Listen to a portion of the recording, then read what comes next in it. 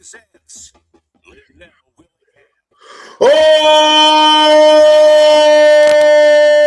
yeah. What's going on? What's one Sports Night family? You know who it is. Youngest in charge movement. Linnell Willingham here with you live and nationwide on Westwood One Sports. Ride with me. As I take you up to 7 p.m. Eastern Time here on a Saturday afternoon edition of Westwood One Sports Night. Heck of a lot to get into. It's the People Show. You know how to get at me. 310-840-4910. 310-840-4910. You can tweet at me as well. Same handle on each and every social media platform. It is at NELL_PPP. Excited to be here with you all on a Saturday afternoon, man. Heck of a lot to get into. A couple of housekeeping notes that I'll get to before we get started here. First and foremost, we appreciate you locking into the show. However you're doing so. Sirius XM, Channel 375, Westwood1sports.com, the always free Westwood One Sports app. You can check out the video element of the show as well. We're streaming live on X at NELL_BTP. We're also streaming live on YouTube as well. Just search Westwood One Sports Night. Like, subscribe, comment. You know all the good things to do. To get long-form content of this program, you can check out entire segments, YouTube Shorts. And then at the end of this bad boy, you get all 3 hours in its entirety streaming live up on YouTube. So we appreciate you being here, man. There's nothing to talk about, right? There's nothing going on right now in the world of sports, right? I was sitting last night, full disclosure, I'm watching Hornets and Heat. And no, that was not to kiss the ass of Josh Graham. Or Will Phil Dalton, by the way, who was tagging here, coming up momentarily. The King and Prince of North Kakalaki. I was watching the Hornets last night, and then my phone goes zzz. I'll say this all the time, right? I am an addict for the National Football League. I'm wearing a patch right now. This is my vice. This is what I get geeked up for. This is what I act a fool over.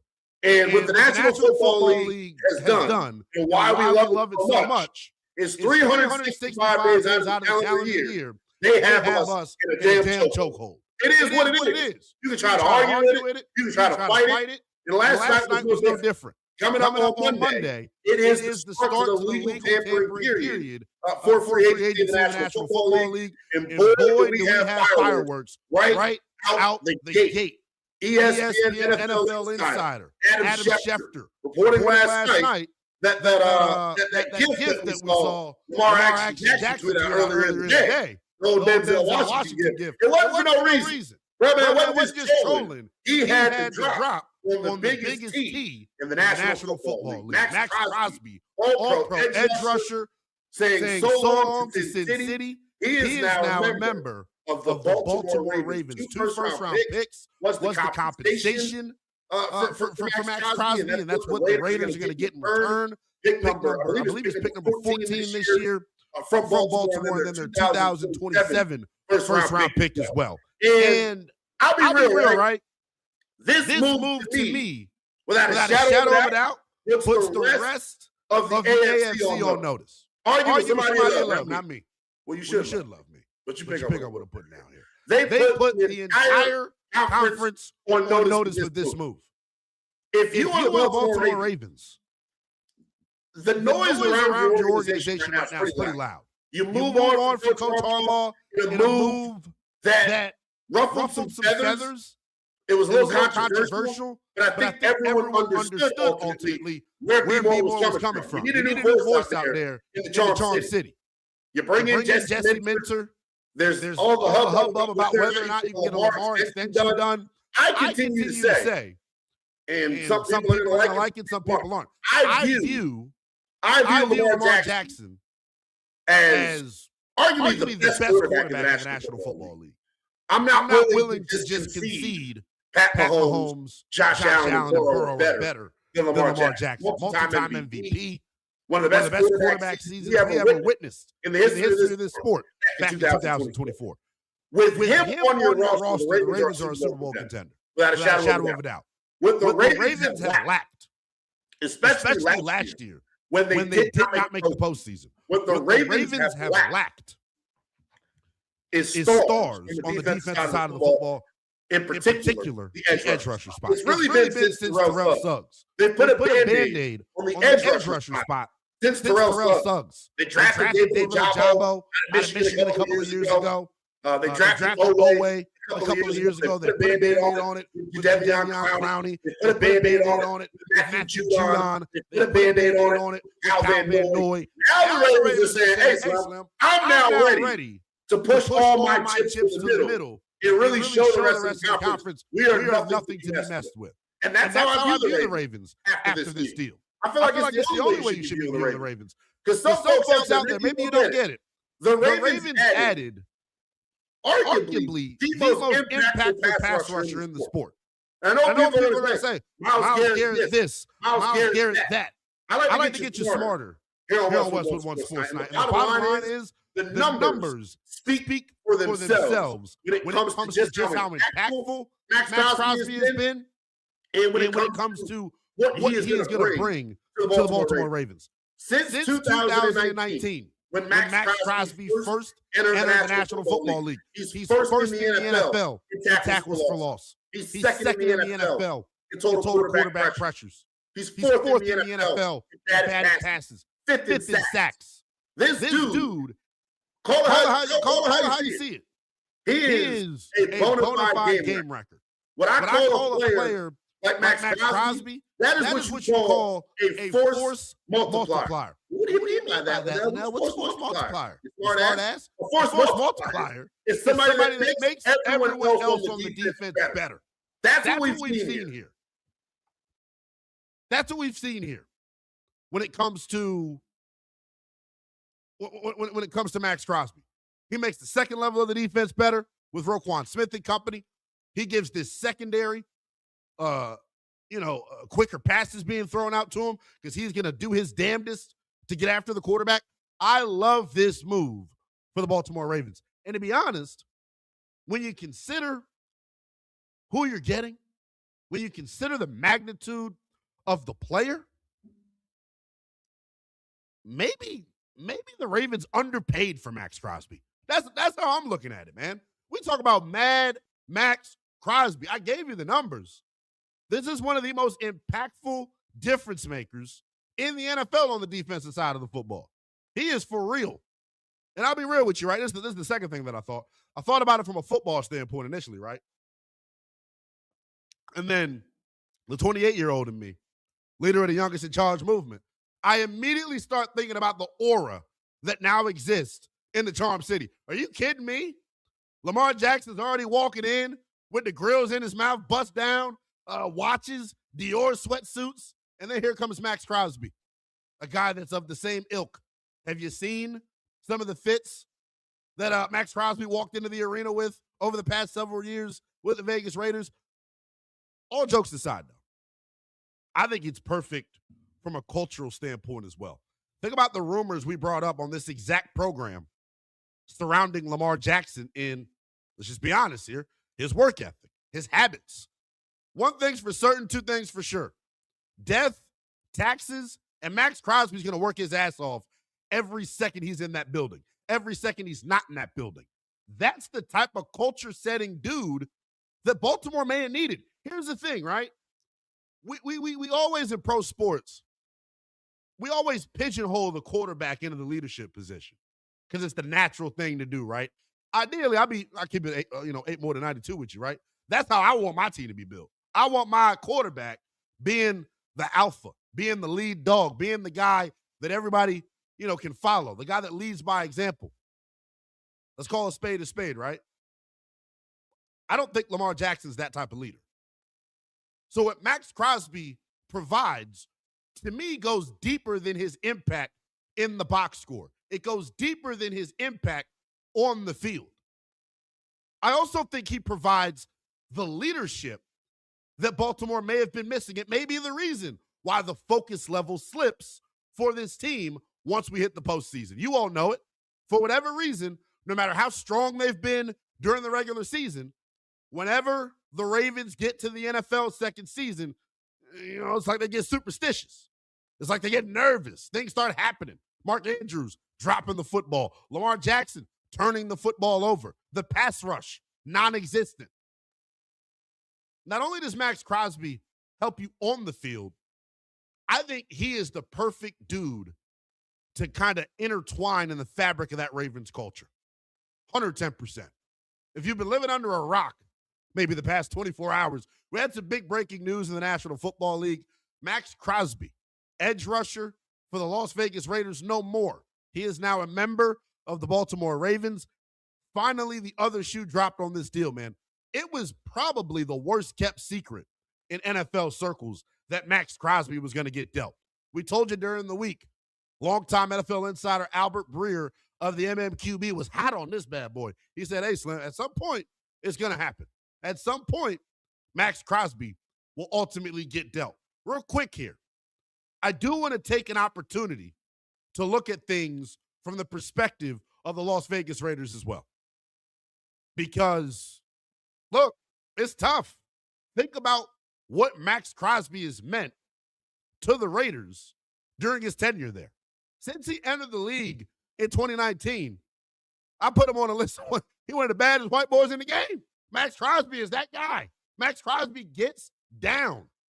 Ain't no faking the funk when it comes to him, man. He's the type of leader that you want in your building. And I'll give the Raiders, who constantly get crushed, by the way, right?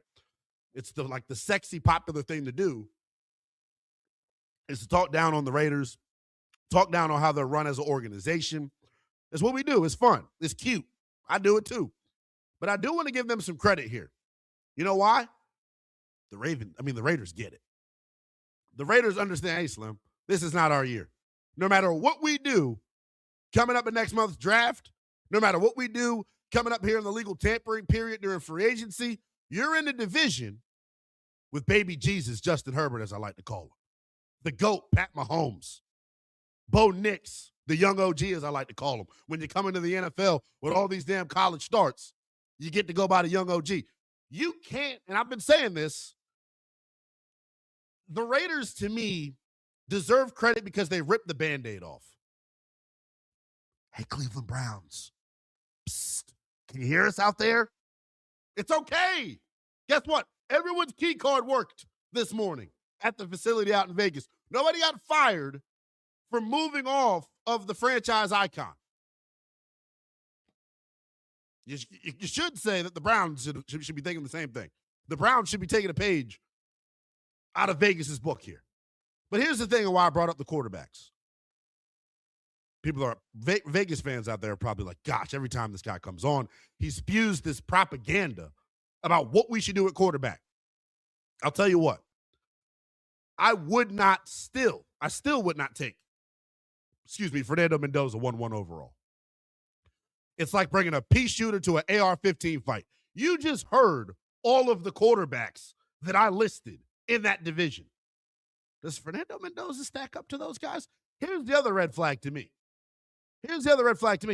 Why? Why are the Vegas Raiders, why is the scuttlebutt, why is the conversation around the water cooler, why is it that Fernando Mendoza, the Raiders don't want him to start from day one? What is this, 2009? Come on. This is not what we do in today's day in the NFL. So just some full circle thoughts there on the Las Vegas Raiders. We're just getting rolling here on a Saturday afternoon edition of Westwood One Sports Night. You're tapped in to the youngest in charge in Willingham, taking you up to 7 p.m. Eastern time. If you're just now joining us, baby, blockbuster deal that went down last night in the National Football League. Max Crosby shipped from Sin City to Charm City. He's now a member of the Baltimore Ravens. By the way, if you're out there listening in the DMV, whether it's on 105.3 in Baltimore, 106.7 The Fan, this will relate to you. You'll be able to relate to this. We got to start teaching Max Crosby the Baltimore slang. We got to get Max Crosby some shrimp yak. We got to get him to one of the best carryouts and get him some shrimp yak. We got to let him know that it's okay to call people dummy and stupid. We got to let him know. That is the Be More slang, baby. Max Crosby, now a member of the Baltimore Ravens, in a move that I think puts the rest of the AFC conference 110% on notice. The compensation, 2 first-round picks, pick number 14 overall this year for Baltimore, and then their 2027 first-round pick. That is going to go to the Las Vegas Raiders. The question for me now is this. If you are Vegas, right? How do you best use those resources? How do you best use that draft capital? Because the reality of the situation is, right, the Raiders have more holes than a damn cheese grater. They are toe up from the flow up in terms of 1 through 53 on this roster. They lack talent at all the premium spots in the NFL. Here's the quiet part being said out loud. Tired is, the Raiders just got 2 first-round picks for Max Crosby. Wired is now the Raiders have a massive hole at the edge rusher spot. So there's a bunch of different ways that you can look at this thing. But the bottom line is this: if you're a fan of the Vegas Raiders, my DC audience, my local audience in DC knows about this term I'm about to use. We're at the mercy of the evaluator. You are at the mercy of John Spytek. You are at the mercy of Tom Brady. Whatever they say goes, right? If you all are familiar with the old YSL Rico case, now I'm really getting into my youngest in charge bag here. If you're familiar with the old YSL Rico case, one thing that was said over the phones in a jail call from Young Thug was anything Wham says go. Wham being Lil Baby. Whatever John Spytek and Tom Brady says goes. They're Wham in this situation. They're pushing all the buttons. They're pulling all the strings. And if you're a Raiders fan, you sit back, you eat your popcorn, and you trust that the powers that be within your organization, you trust that they're going to get you right. Just getting rolling here on a Saturday afternoon edition of Westwood One Sports Night. It is the People's Show. You can hit me up a bunch of different ways on the phones, 310-840-4910. You can hit me up on social media as well, same handle on each and every platform. It is at NELL_BTP. We'll continue the conversation surrounding the big news of the NFL last night. Max Crosby, now a member of the Baltimore Ravens. Longtime NFL analyst Charles Davis of the NFL Network going to join us next to give his thoughts on the blockbuster move that went down last night. That's next here on Westwood One Sports Night. This portion of the show sponsored by our pals at Progressive Commercial Insurance. It protects small businesses with affordable coverage options. Get a quote today at progressivecommercial.com. The Patriots are releasing star receiver Stephon Diggs. Will the AFC champions look to acquire Eagles standout A.J. Brown and reunite him with Mike Vrabel? Westwood One Sports.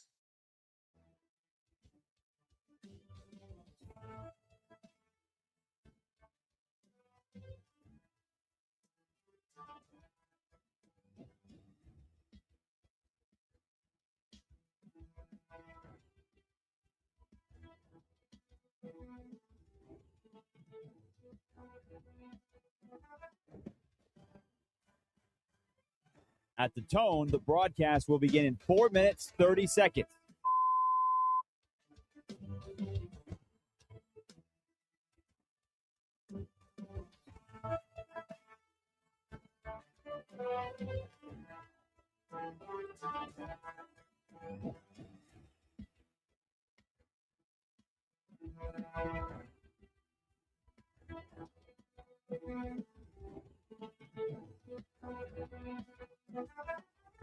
At the tone, the broadcast will begin in 4 minutes.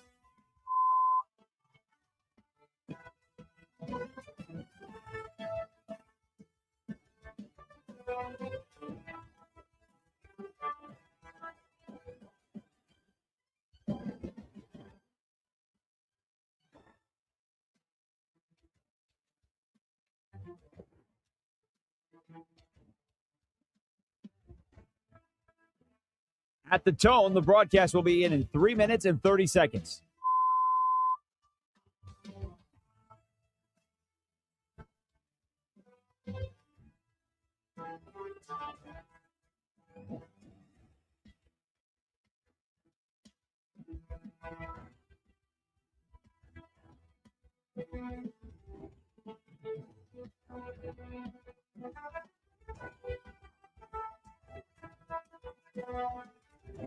At the tone, the broadcast will begin in 3 minutes.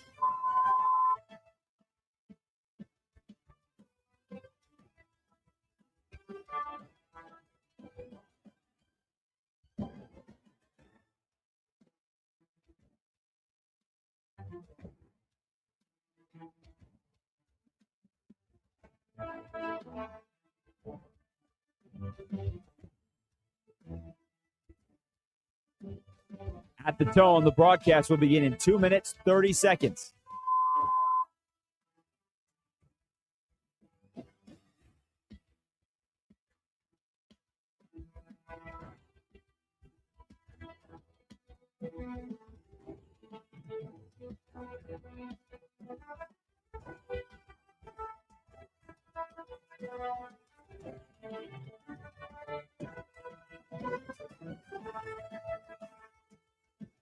At the tone, the broadcast will begin in 2 minutes.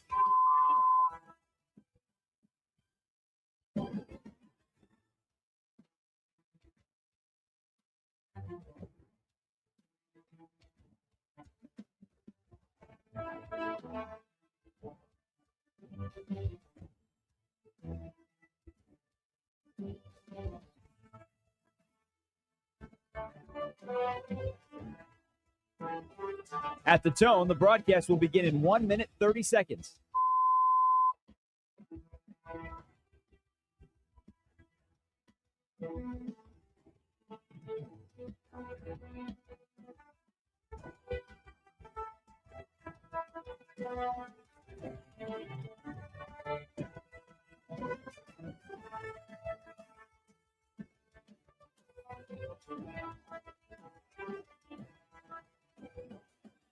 At the tone, the broadcast will begin in 1 minute.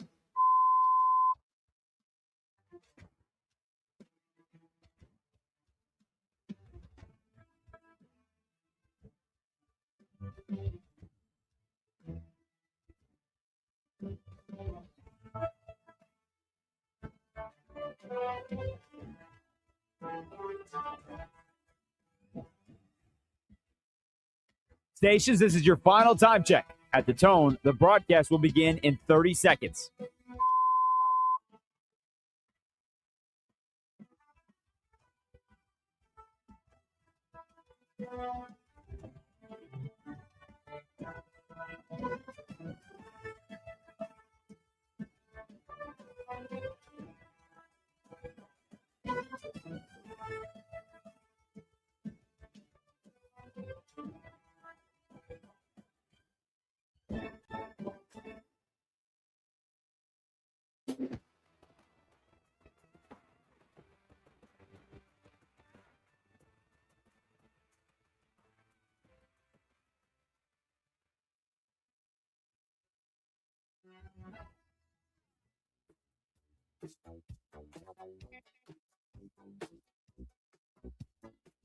Westwood One Sports presents Linnell Willingham.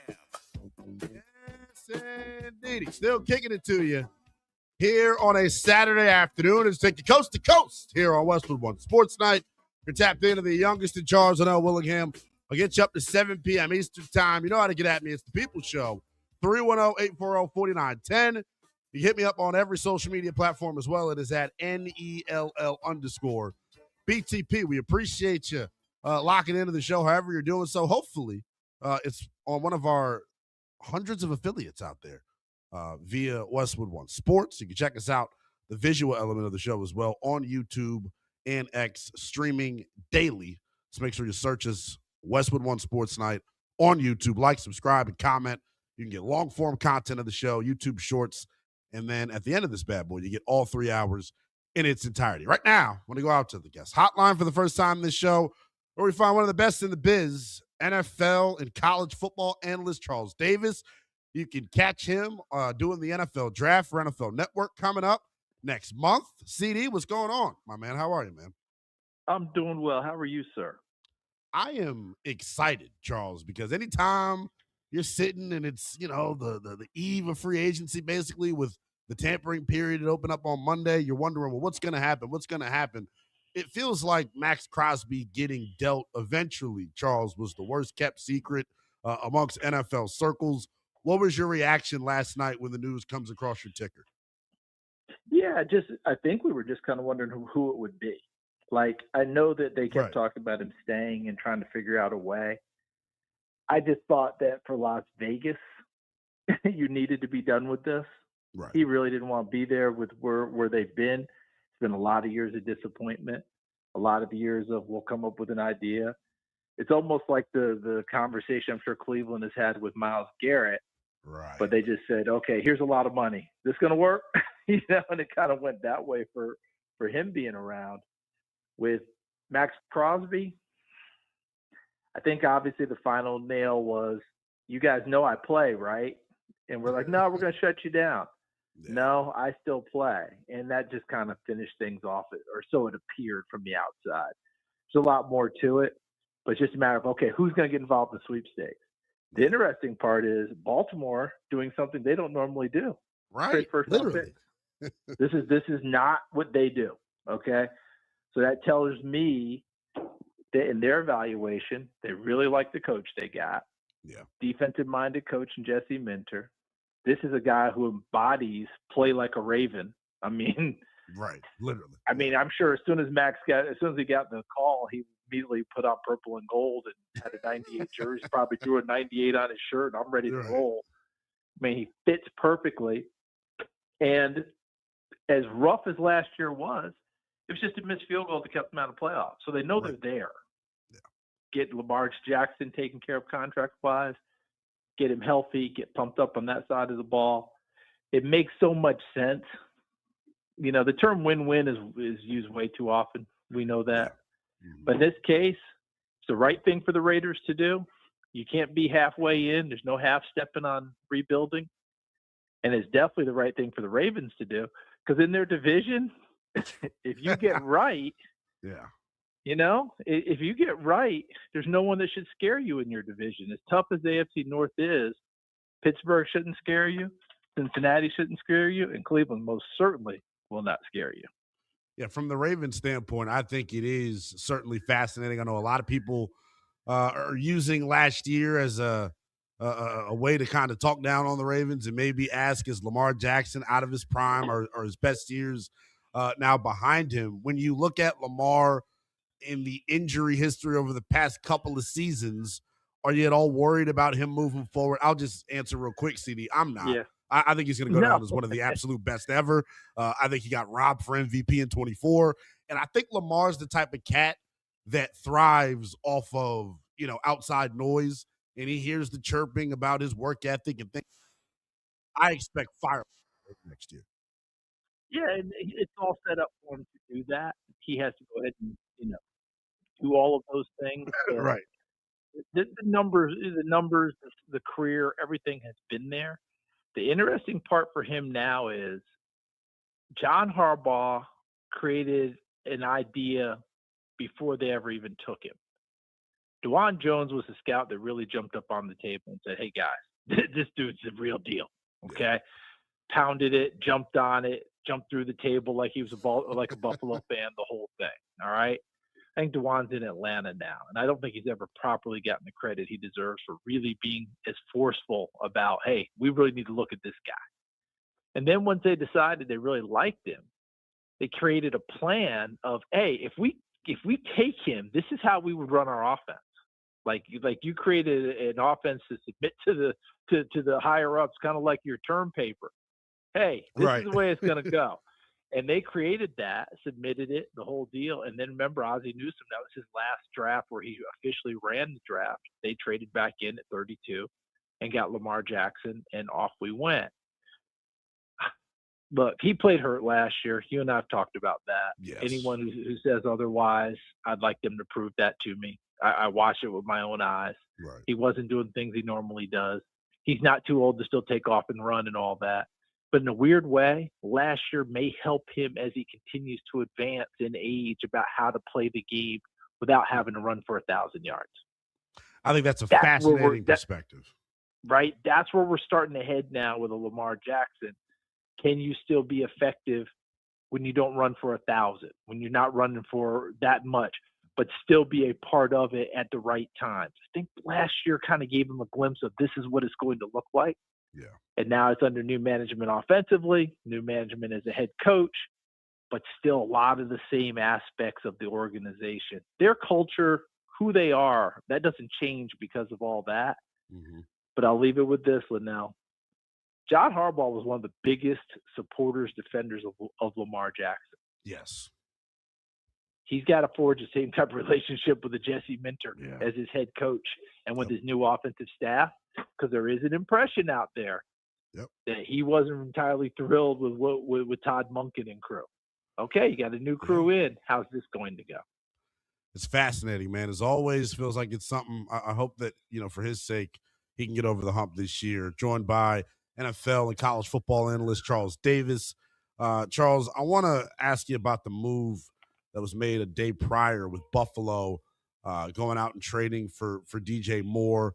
I don't just look at it as that move individually, CD. I look at, parting ways with Teron Johnson. I look at them parting ways with Taylor Rapp. I don't know if the casual football fan understands just how good Teron Johnson is and how much of a force multiplier he is in the secondary. But I'm looking up now, CD, like, well, what the hell are the Bills doing? Well, Rapp doesn't.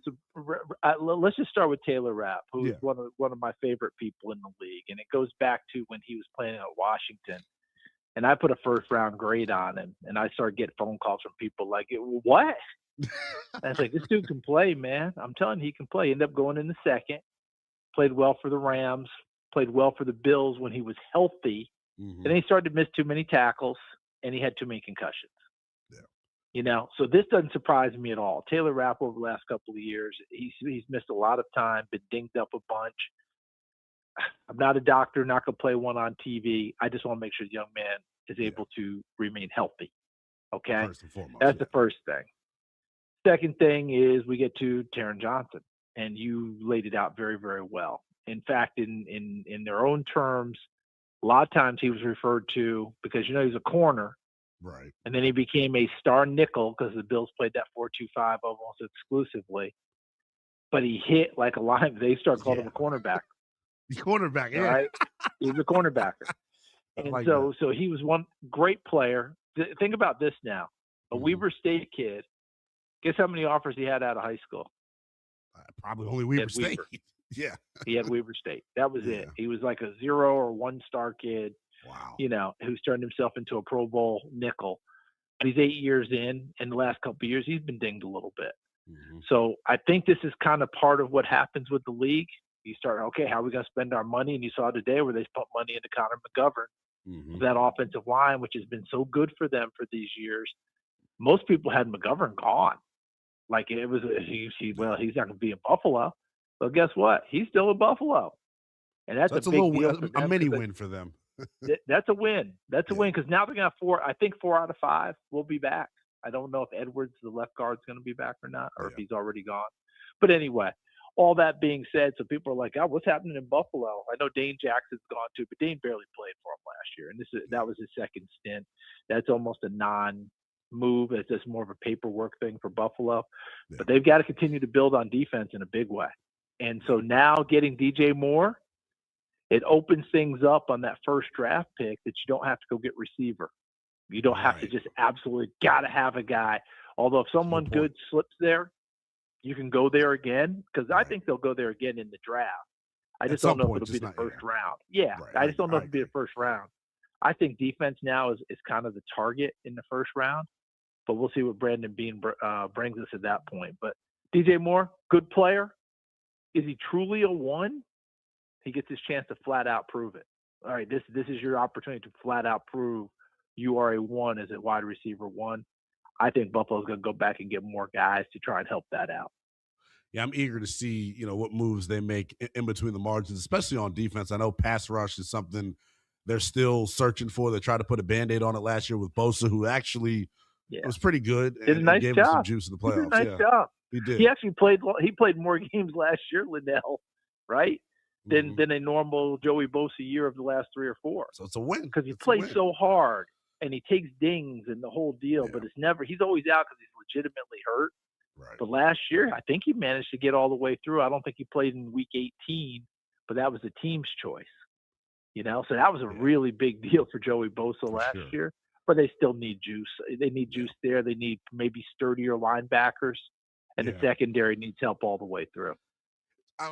It's funny that you said sturdier linebackers. I think, and this is just a total aside, CD, like the way the game is changing, you want to match the offensive personnel, so you're getting lighter in the box, and then it kind of flips on you, and then we're going to run it at you. So how are you going to defend that? So it is a ever-changing game of chess when it comes to the NFL. I got to ask you about the draft real quick, CD. We got about 2-3 minutes left with you. Appreciate you making some time for us. Man, I'm in the minority on a take, CD, and I hate being in this spot. I'm eager to get the opinion of an expert like yourself. Man, I would just have a hard time with the rest of the dudes in this draft class, CD. I would have a hard time locking in on Fernando Mendoza as the number 1 overall pick from a ceiling standpoint. And this is where I expect you to correct me and say, well, hold on now, young fella. I just look at him as like at his best when it's 75 and sunny, right? I think he's Jared Goff. I think he's Kirk Cousins. I know Matt Ryan has been thrown out there. I just worry how he is able to maneuver under pressure. He's a guy that had 2 legit wide receivers in Surratt and Cooper. Cooper's probably going to go in round 1. Didn't have to get past the first read a whole lot. He was kept clean. And then you saw it in that college football playoff when Bain and Messidor started to get after him. He looked a little shaky. I wonder what it looks like for him when it's not 75 and sunny. Well, it's not going to be 75 and sunny initially in Las Vegas. Yeah, I'm about to say so, yeah. Because that roster needs a complete overhaul, which is why you make the Max Crosby move. Now you got to pick at 1. You got to pick at 14. You get an extra number 1 for next year as well. John Spytek, the GM, and Tom Brady. Yeah. Okay, you're in, right? Okay, what you going to do? Because that roster needs it. I saw a team play like 5 times last year. They were abysmal. They were horrible. They were really bad. Like they were really bad. Especially up front. When Washington played them, man, our D-line was front runner, I would say, and they dominated that game. So they've got to get help there. Like Colton Miller, the left tackle, if he's healthy. After that, you got to get help all the way through. But to get back to your point about Mendoza, we're going to have a lot of conversations, and most of them are going to center in. Well, if he was in this draft, where would he go? If he was in that draft, where would he go? He would not go at the top of these drafts that we're talking about, right? If it was Caleb Williams, Jaden Daniels, Drake May, Bo Nix, and that crew, where does he go? Maybe he goes 7th. Maybe he goes 6th. It depends on your flavor. But he's not going ahead of the guys we're talking about at the top. But here's the thing, Linnell, and I have to keep telling myself and reminding he's not in that draft. Right. He's in this draft. Right. And he's the only legitimate quarterback I would even consider taking. And if you're Las Vegas, you're starting over. You have to have a guy. And if you start with a tough-minded kid, because, they got after him, but a kid kept picking himself up and finding ways to make plays. And, yes, I know we center in on the 4th down draw play, but it was more than that. Yeah. There were other throws that had to be made, and he would make them. He showed me a toughness all the way through. Remember, he threw a pick 6 at Oregon and then came back and led the game-winning drive. Yeah. Right? So I love all of those things about him. If you're going to tell me Cousins, if you're going to tell me, I think Matt Ryan is better than Cousins. I think Matt Ryan is better than Goff. But if you tell me he's in that neighborhood, I'm not arguing with you. But all of them have been pretty darn productive in the NFL. The Raiders have to start somewhere, okay? Yeah. And you're not getting Caleb Williams. You're not getting Drake May. You're not getting Jaden Daniels. This is the best quarterback to offer now. You take him and you make him better by being better around him. So John Spytek, Tom Brady, they know their mission. They know their job. They've got to go do that and help this kid. I can see why you would do that. The rest of the quarterbacks, I got 2nd round or 3rd round grades on them. That's just me, okay? Other people will try and advance Ty Simpson into the 1st round. I've heard top 15 from some people. More power to them. Yeah. Not me. That's just me, and that's not to take a shot at Ty Simpson. No, I feel you. You keeping it real. But I'm not there. If it's another draft, I don't think Fernando Mendoza is the top guy. But it's not that draft. It's 2026, and he is that guy. And he's proven to me a lot of times. That first play of the Ohio State game, the Big Ten championship game, when he got hit in the chops, my goodness, I thought he was dead. God almighty, he got killed. He got beat up at Cal, too. Yeah. He went up. Linnell, he missed 1 snap? Wow. 1 snap. So, that was it. That says a lot about him, yeah. That says a lot about him. So I think there's a lot to him, talent-wise and what have you. Look, if you're going to give me Goff, that's not a bad career. Right. You're going to give me Cousins, that's not a bad career. So I get it. In this draft, he's clearly that guy. Charles, I appreciate you as always, man, joining us on short notice, man. Hope the weekend is good for you, and enjoy free agency next week, man, because there are some dollars that are going to be spent, my brother. There's some dollars going to be spent. I wish it were being spent on you and me. Yeah, I know. But you did bring up you did bring up this time period, and it's one of my favorite terms ever in sports. Ladies and gentlemen, welcome to legal tampering. I love legal tampering. Yes, indeed. That is Charles Davis. Appreciate you, CD. One of the absolute best. Take care now. You be good. Yes, sir. Giving us some time here as we go coast to coast here on Westwood One Sports Night. A lot more to get to as we take you up to 7 p.m. Eastern Time. Big time upset this afternoon in college basketball. We had the return of Jayson Tatum last night in the NBA, plus the blockbuster deal that sent shockwaves through the National Football League. Max Crosby, he a Raven now. All that and more comes your way next here on Westwood One Sports Night. Hits harder than UNC and Duke. The top-ranked Blue Devils want payback. The number 17 Tar Heels want the sweep. UNC at Duke, tonight, 6:30 Eastern, on Westwood One Sports and the Westwood One Sports app.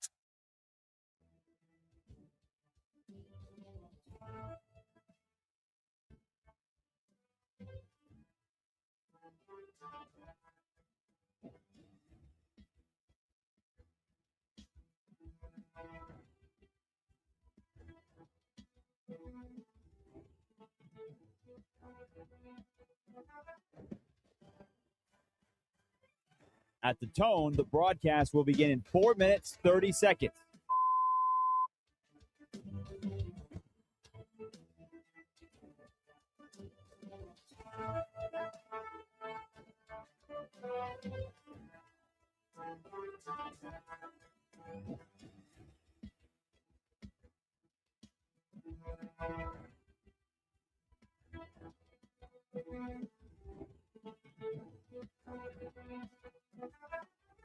At the tone, the broadcast will begin in 4 minutes.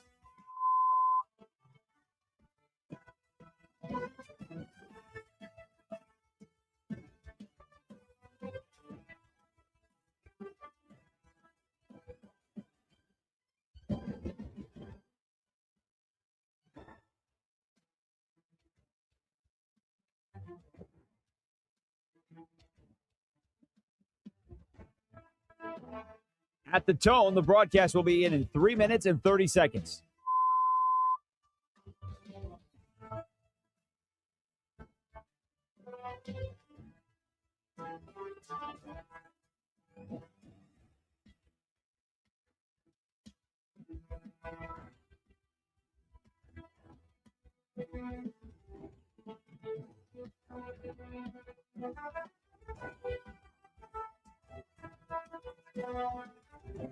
At the tone, the broadcast will begin in 3 minutes.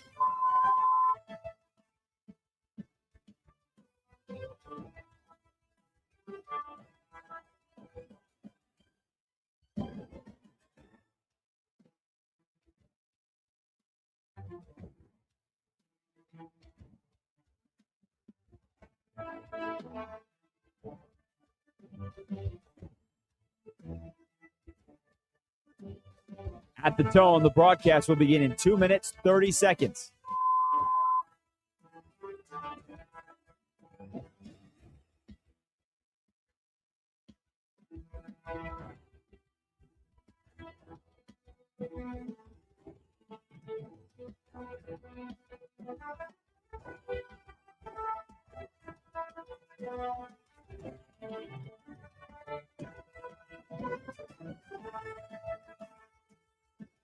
At the tone, the broadcast will begin in 2 minutes.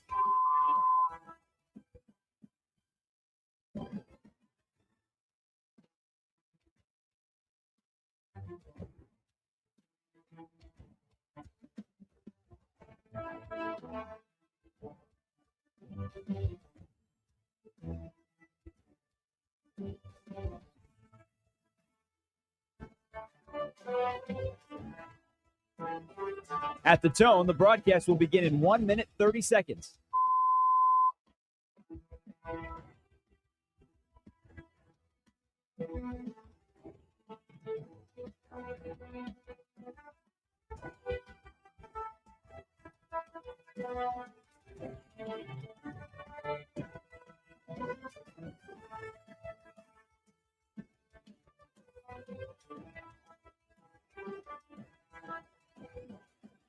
At the tone, the broadcast will begin in 1 minute.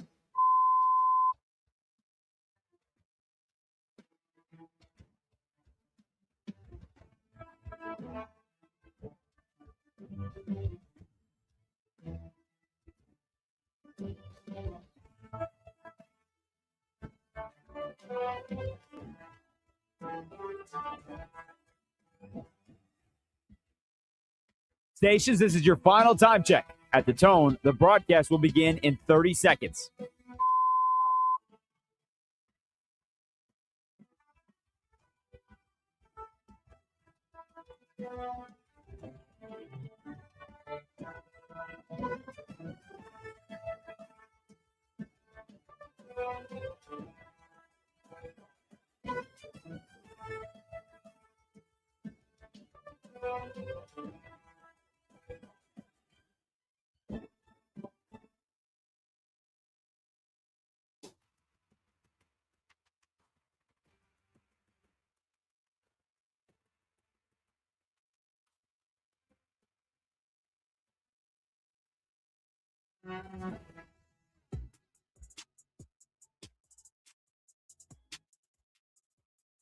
Westwood One Sports presents Linnell Willingham.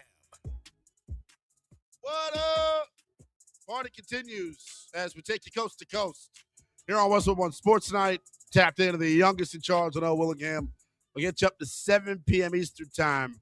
It is the People Show. You know how to get at me. 310-840-4910. You can tweet at me as well. Same handle on each and every social media platform. It is at NELL_BTP.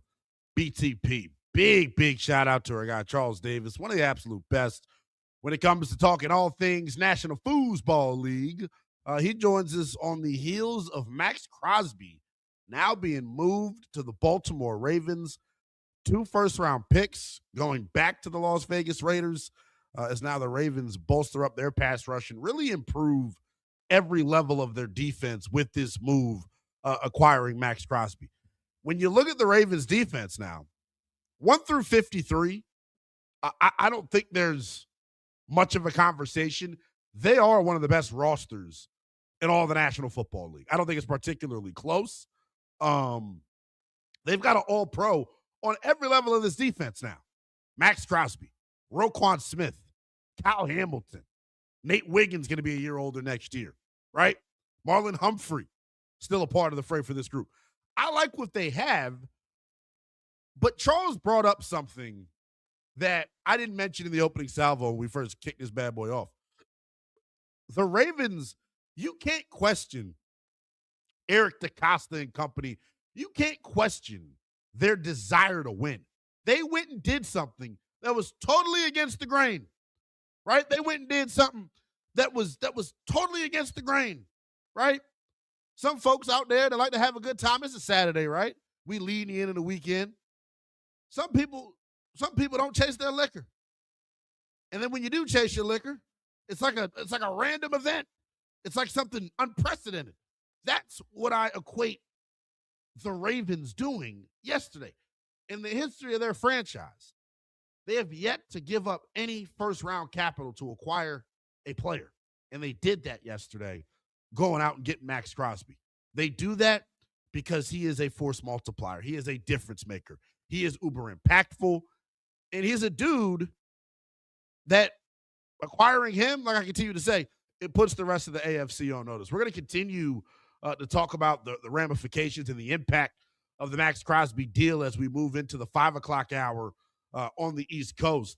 But I wanted to touch real quick on some scores in college basketball. We had one of the Titans of college basketball go down earlier this afternoon. Marquette at home upsetting number 4 UConn. Coach Hurley ejected in this contest. And I will say this about UConn. I'm starting to really question how legit this group is, right? I'm starting to really question if they're about it, so to speak. When they lost on February the 18th to Creighton, I thought that was going to be the game that kind of smacks you upside the head, so to speak, and gets you to lock in. It wasn't. And if you saw me on the YouTube chat, I was trying to smack somebody in the head. I'm not not whipping, I'm not nay-naying, I'm not doing any of those cool hip dances. I got one Dr. Mister. I can't even believe I'm saying this right. Am I pronouncing this right? One Dr. Mister says, what up, in the YouTube chat.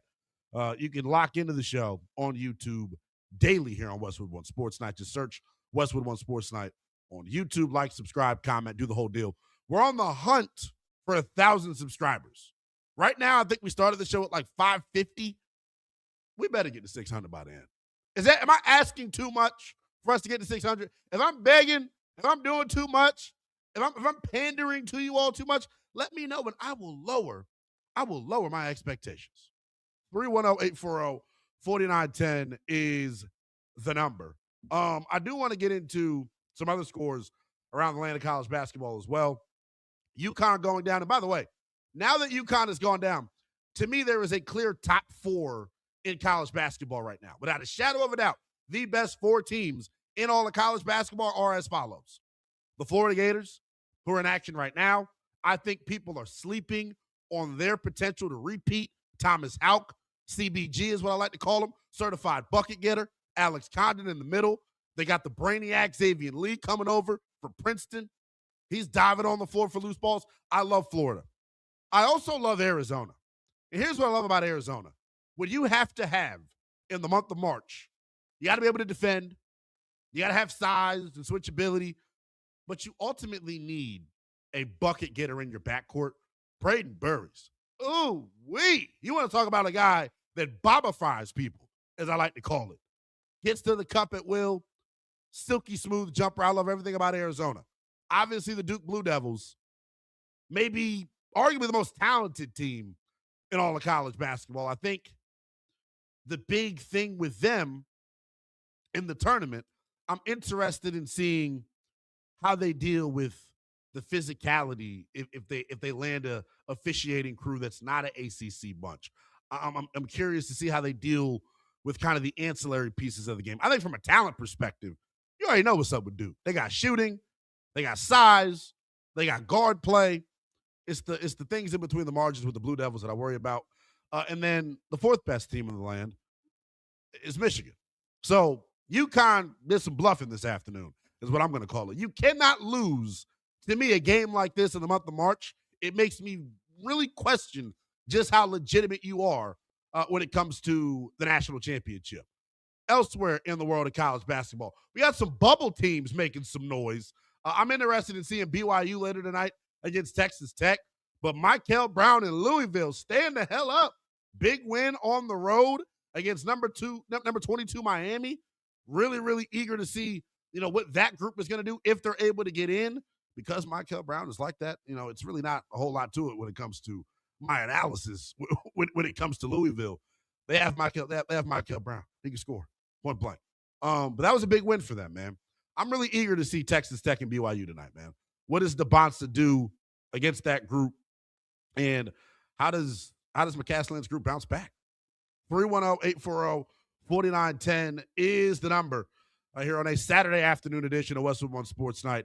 You're tapped into the youngest in Charles and L. Willingham, taking you up to 7 p.m. Eastern time. A lot more to get to. As I mentioned right before we came back from break and then at the top of the show, Jayson Tatum back for the Boston Celtics.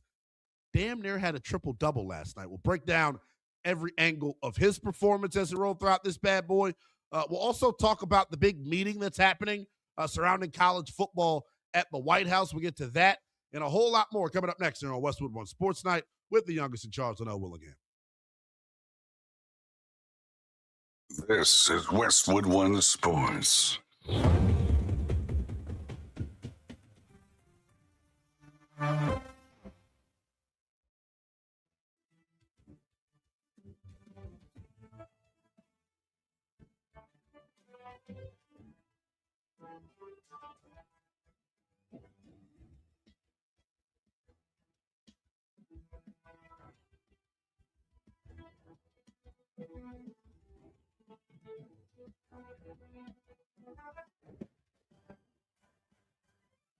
At the tone, the broadcast will begin in 4 minutes, 30 seconds.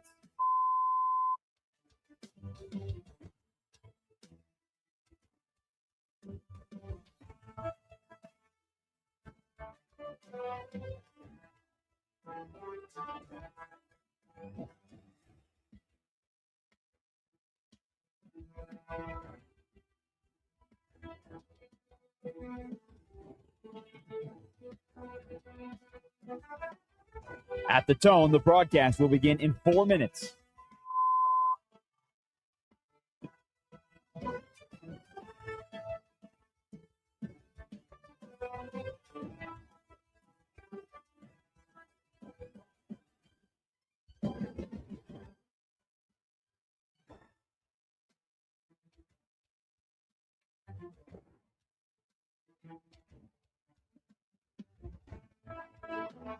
At the tone, the broadcast will begin in 3 minutes and 30 seconds.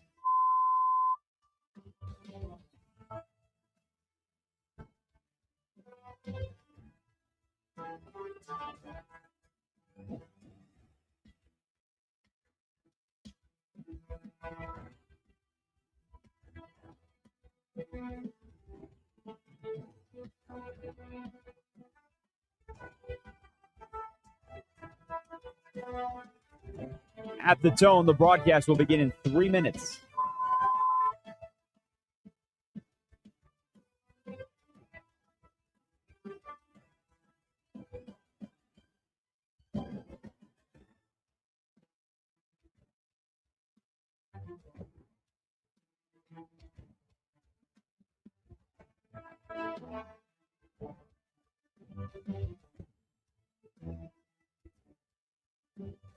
At the tone, the broadcast will begin in 2 minutes, 30 seconds.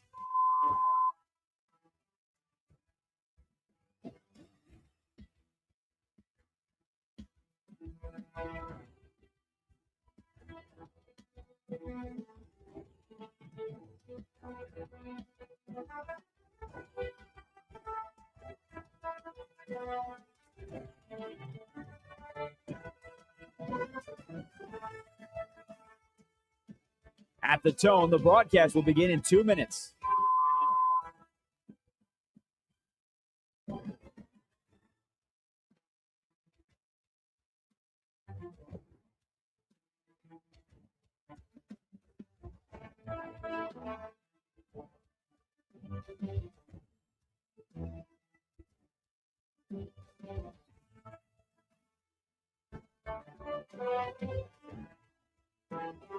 At the tone, the broadcast will begin in 1 minute, 30 seconds.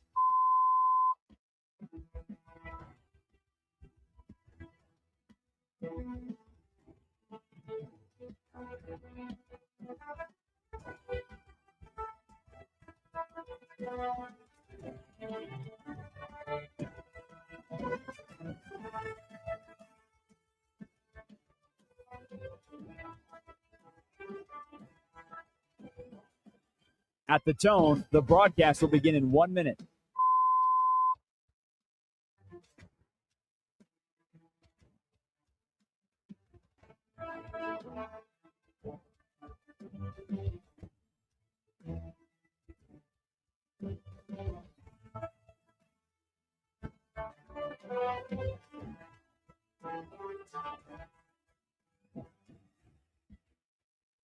Stations, this is your final time check. At the tone, the broadcast will begin in 30 seconds.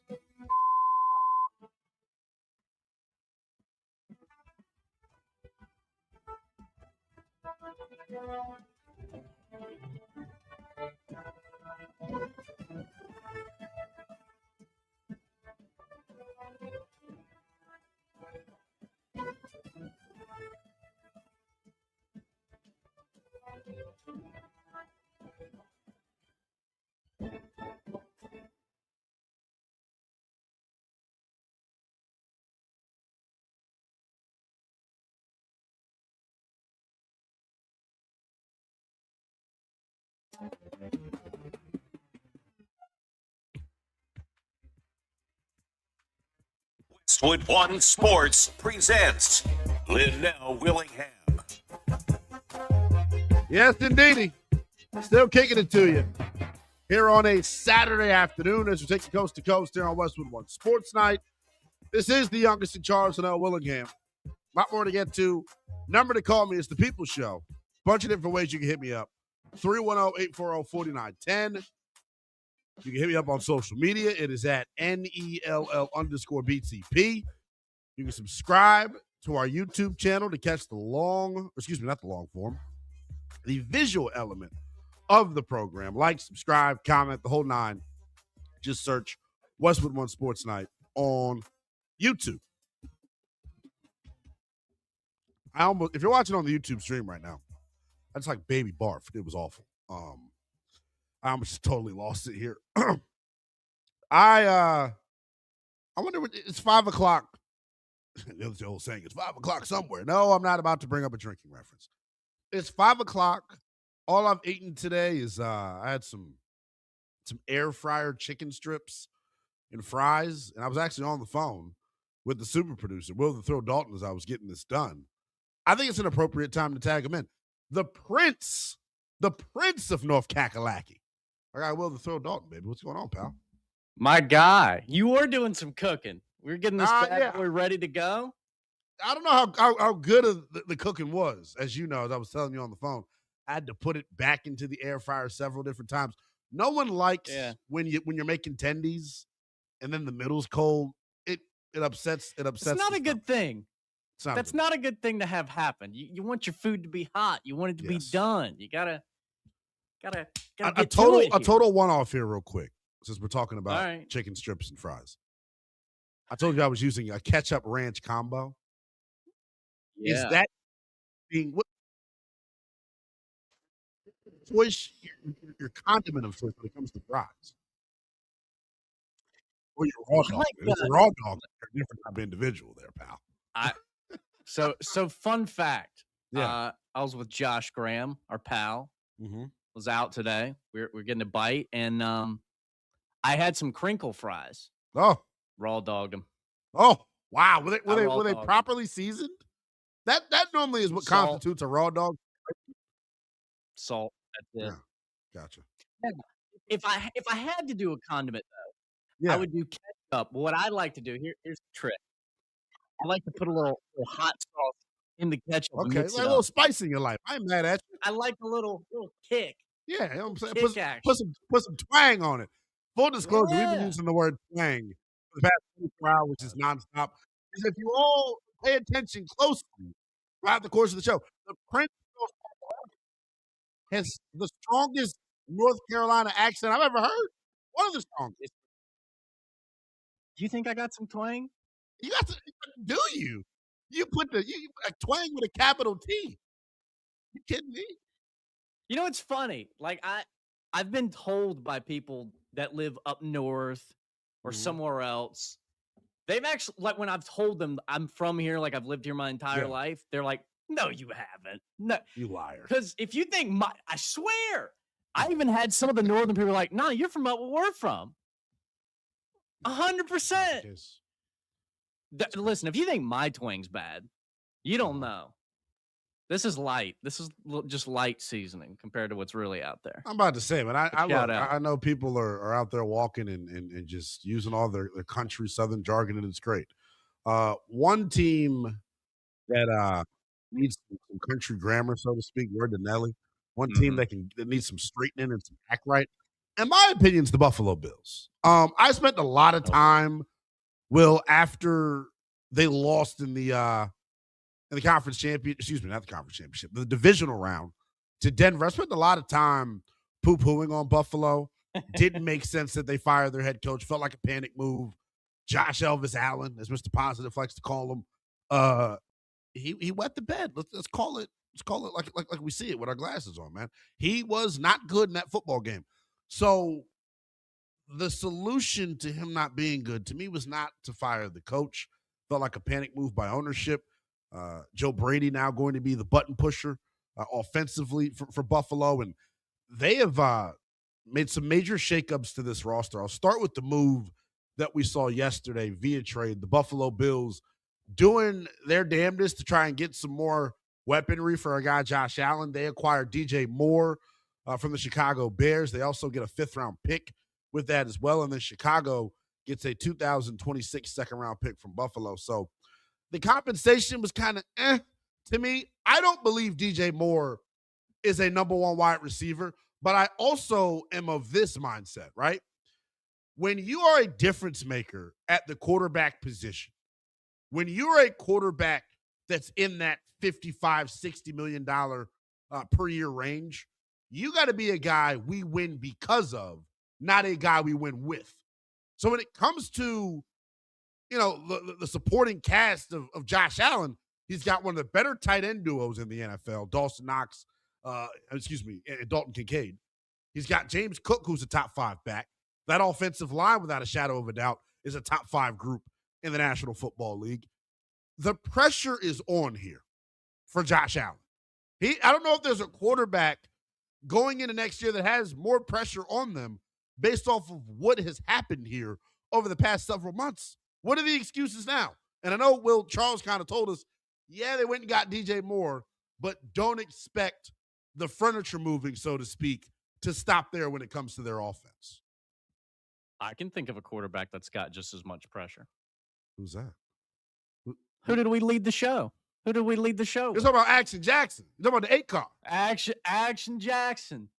I think he and Josh Allen both have a ton of pressure on him. And now 100%. That the Ravens went out and got Mad Max, does anybody call him that? I call him Mad. Hold on now. Look, I'm all good with nicknames now, bro, man. That's the only thing I call him is Mad Max. Okay. I don't want to call somebody something like nobody calls him that. Like I just, Yeah, no, it's like okay. Mad Max, keep it loose around here. I feel that. But because of that move, of course you got Derrick Henry still. Mm-hmm. They do need to get a few more offensive weapons. I agree. But I think Lamar's got a ton of pressure on him. But coming off of a playoff where it didn't feature Patrick Mahomes, literally the person that's beaten you so many times in the playoffs and stopped you from getting to said Super Bowl, I might give the edge to Josh Allen just a little bit on the pressure cooker. It feels like a missed opportunity, right, for both Josh and Lamar Jackson, right? This was the one time, right, that Debo wasn't on the block, so to speak. This is the one time that the big bad wolf, Pat Mahomes, wasn't a part of the NFL's second season, so you didn't have to worry about that. It's like going to the club and you're the only 10 as a guy. You got to bag something, brother. I'm leaving here with something. Word to Denzel Washington, baby. Well, I know you got some odds for us, my friend, in terms of the landscape of the AFC. And I want you all to begin to line up on the phones with this. 310-840-4910. Buffalo's made a big move to get DJ Moore. They made some ancillary moves as well. Charles Davis broke all the news for us. He was basically our NFL insider here to start the show. Connor McGovern, the starting center for the Buffalo Bills. He put pen to paper on an extension. He's going to be there for 4 more seasons, 4 years, $52 million, $32 million guaranteed. They also made some other moves. They cut 4 starters from their team a year ago. Wide receiver Curtis Samuel, gonzo. Safety Taylor Rapp, gonzo. Dane Jackson, gonzo. Teron Johnson, gonzo. So it's interesting, man. The combined moves save Buffalo just over $12 million in terms of salary cap space.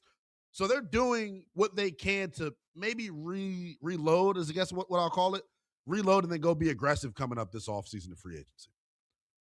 What you got for us, though, Will, in terms of the odds? So here's the numbers. And I first got curious about this after the McDuffie move the other day with the Rams. They are the top one in terms of the Super Bowl next year. They got plus 700 odds, so they're the favorite. Okay. It's narrow, though, because you might be thinking, well, what about Seattle? What about them? They're plus 750, so they're right there. Now, originally, there was a pretty significant dip before you got to Baltimore. I think the other day it was plus 1,200. Now, because of this max move, it's plus 1,000. Then you get to the Bills at plus 1,100, Packers plus 1,400, Eagles plus 1,500. Okay. So that's interesting there. So the question I want you all to line up on the phones with is this, 310-840-4910. Buffalo's made some moves. Baltimore just made a big move. Who's the best team in the AFC? On the eve, basically, of the legal tampering period in the National Football League, who is the best team in the AFC? 310-840-4910. I think, obviously, Buffalo and Baltimore have extremely strong cases to be that team. Real quick when it comes to Baltimore, because I do think there's a hierarchy here. I think Buffalo and Baltimore are on two different playing fields. I think the addition of Max Crosby puts Baltimore in the top tier of AFC teams. I have my doubts about Buffalo's pass rush. I have my doubts about how they're going to be able to handle themselves defensively, knowing some of the pieces in the secondary that they've lost.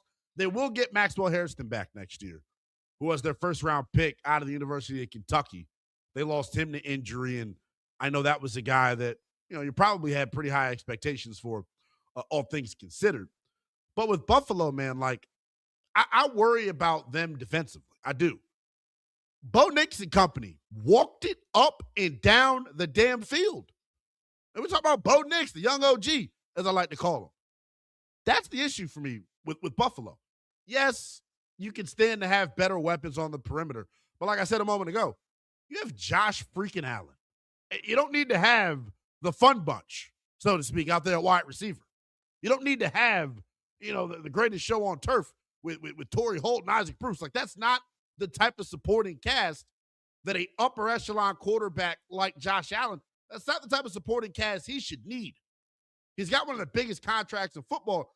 Like I said, he's a quarterback you win because of, not a quarterback you win with. So I don't know if I'd look at Buffalo as the best team in the conference. Who do you say is the best team in the conference? 310-840-4910. You can hit us up in the YouTube chat as well. Just search Westwood One Sports Night on YouTube. You can check out the live stream on X as well. It is at NELL_BTP. Who do you think is the best team in the AFC? I think Baltimore's got a case because of what they are defensively. And I know last year was an anomaly year for the Ravens, right? It was the fewest amount of sacks that they had in the past 15 years as an organization. So all the talk about their defense taking a step back, it was real. When you add a young man like Max Crosby, though, I think it totally changes the conversation. I think it does. When we're having that talk, though, some of you are probably thinking, are we about to have the talk? We're not going to have the talk. Maybe if you're in my age demographic, I realize we got a wide ranging audience here. Some of our listeners are 25. Some of our listeners are 45. If you're between the ages of 25 and 45, I hope someone's had the talk with you. And if you know what talk I'm talking about, there's only one talk that we categorize as the talk. But the talk of the town is that the Ravens and the Bills are considered probably the two best teams in the conference. I feel like, though, for whatever reason, when we have this conversation about the best team in the AFC, there's a team that we routinely omit. And last year they burst onto the scene and they were able to really move some furniture and really get people's attention. That's how I would put it. I'm eager to see the Denver Broncos next year. I'm eager to see how that defense bounces back. I'm eager to see what pieces Davis Webb and Sean Payton and company are going to add offensively. That's the other piece of it for Denver. They're in a spot right now where you got a new play caller. Sean Payton, for the first time in his career, I don't think it's the first time. I think during Bounty Gate, Pete Carmichael was the offensive coordinator in New Orleans, and he called plays. But it is not common practice for a Sean Payton-led offense to not have the plays be called by Sean Payton.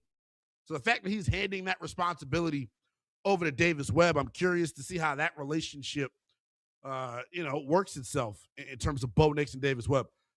They need to add some weapons as well on the perimeter. Stephon Diggs, man. I'm calling my shot. Stephon Diggs to the Denver Broncos. He was cut earlier this week by New England. Why do I say Diggs there? Because of Davis Webb. The relationship. He was the backup for Josh Allen while Diggsy was in Buffalo. So there's a relationship there. I think he's exactly what the doctor ordered, so to speak, for that Buffalo Bills offense. But the question is this, man. I want to open up the phones. Hit me up at 310-840-4910. Who is the best team in the AFC? We got a lot of big-time moves that happened here within the past 48 to 72 hours.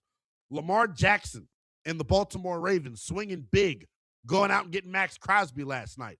The Buffalo Bills swinging big. They freed $12 million in cap space by letting go of some veterans And then on top of that, they go get DJ Moore to help bolster that wide receiver room for Josh Allen. Those two teams have made moves. When you're looking at this thing big picture, who is the best team in the AFC? 310-840-4910. You can hit me up on social media with that as well. It is at NELL_BTP.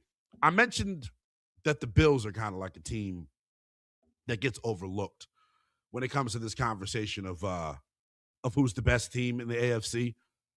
I think Denver is probably the most overlooked team in the conference. There's also a old dog that's still in the fight that I think a lot of people are forgetting about as we get geared up for the start of free agency coming up on Monday. Some money is going to be spent, baby. The salary cap in the NFL exploding this offseason by damn near $30 million. You know what the old saying is, baby. Scared money don't make no money. Who's going to go out and splash some cash when the legal tampering period opens up in the National Football League? We'll get to that and a whole bunch more as we continue to rock and roll here on Westwood One Sports Night. There's one team in the AFC. I told you Denver is the most overlooked. I'll tell you which AFC team is the most forgotten about. That's next here on Westwood One Sports Night. This portion of the show sponsored by our pals at Progressive Commercial Insurance. It protects small businesses with affordable coverage options. Get a quote today at progressivecommercial.com. Selection Sundays in 8 days. March Madness is coming in hot, and we've got the basketball brains to get your bracket ready. From your official home of the NCAA tournament, Westwood One Sports.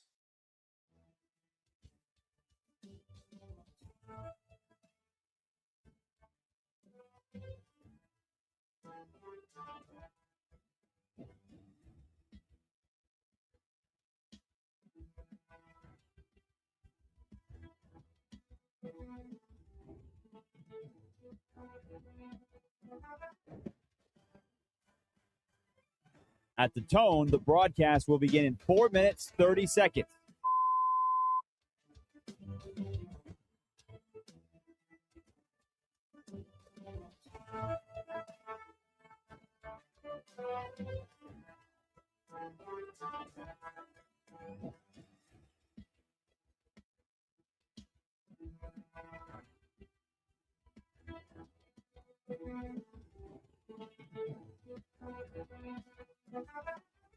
At the tone, the broadcast will begin in 4 minutes.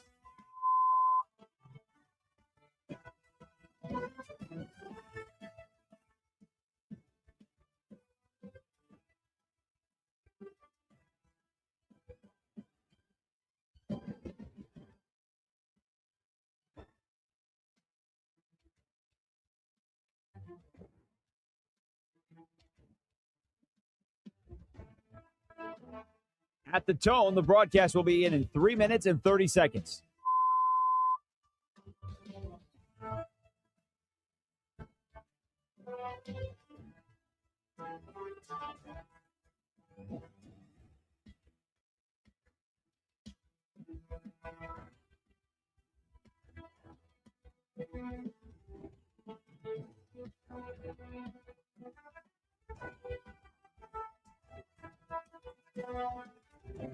At the tone, the broadcast will begin in 3 minutes.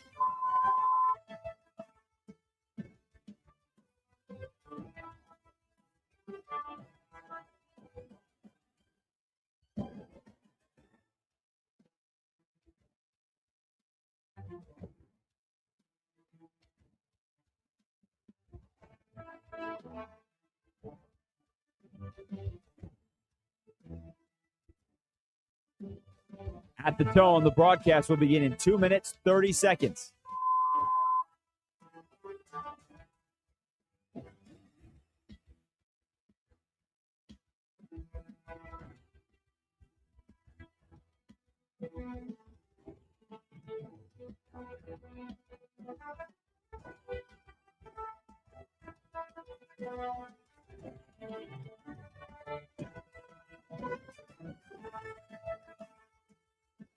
At the tone, the broadcast will begin in 2 minutes.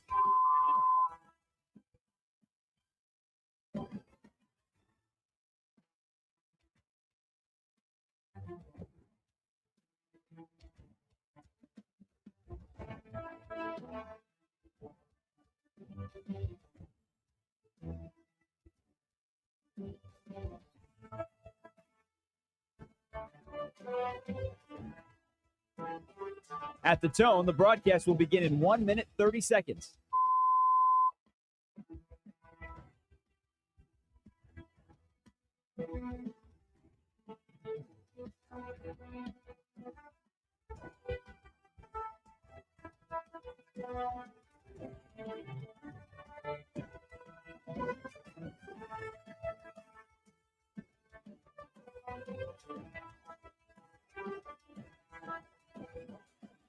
At the tone, the broadcast will begin in 1 minute.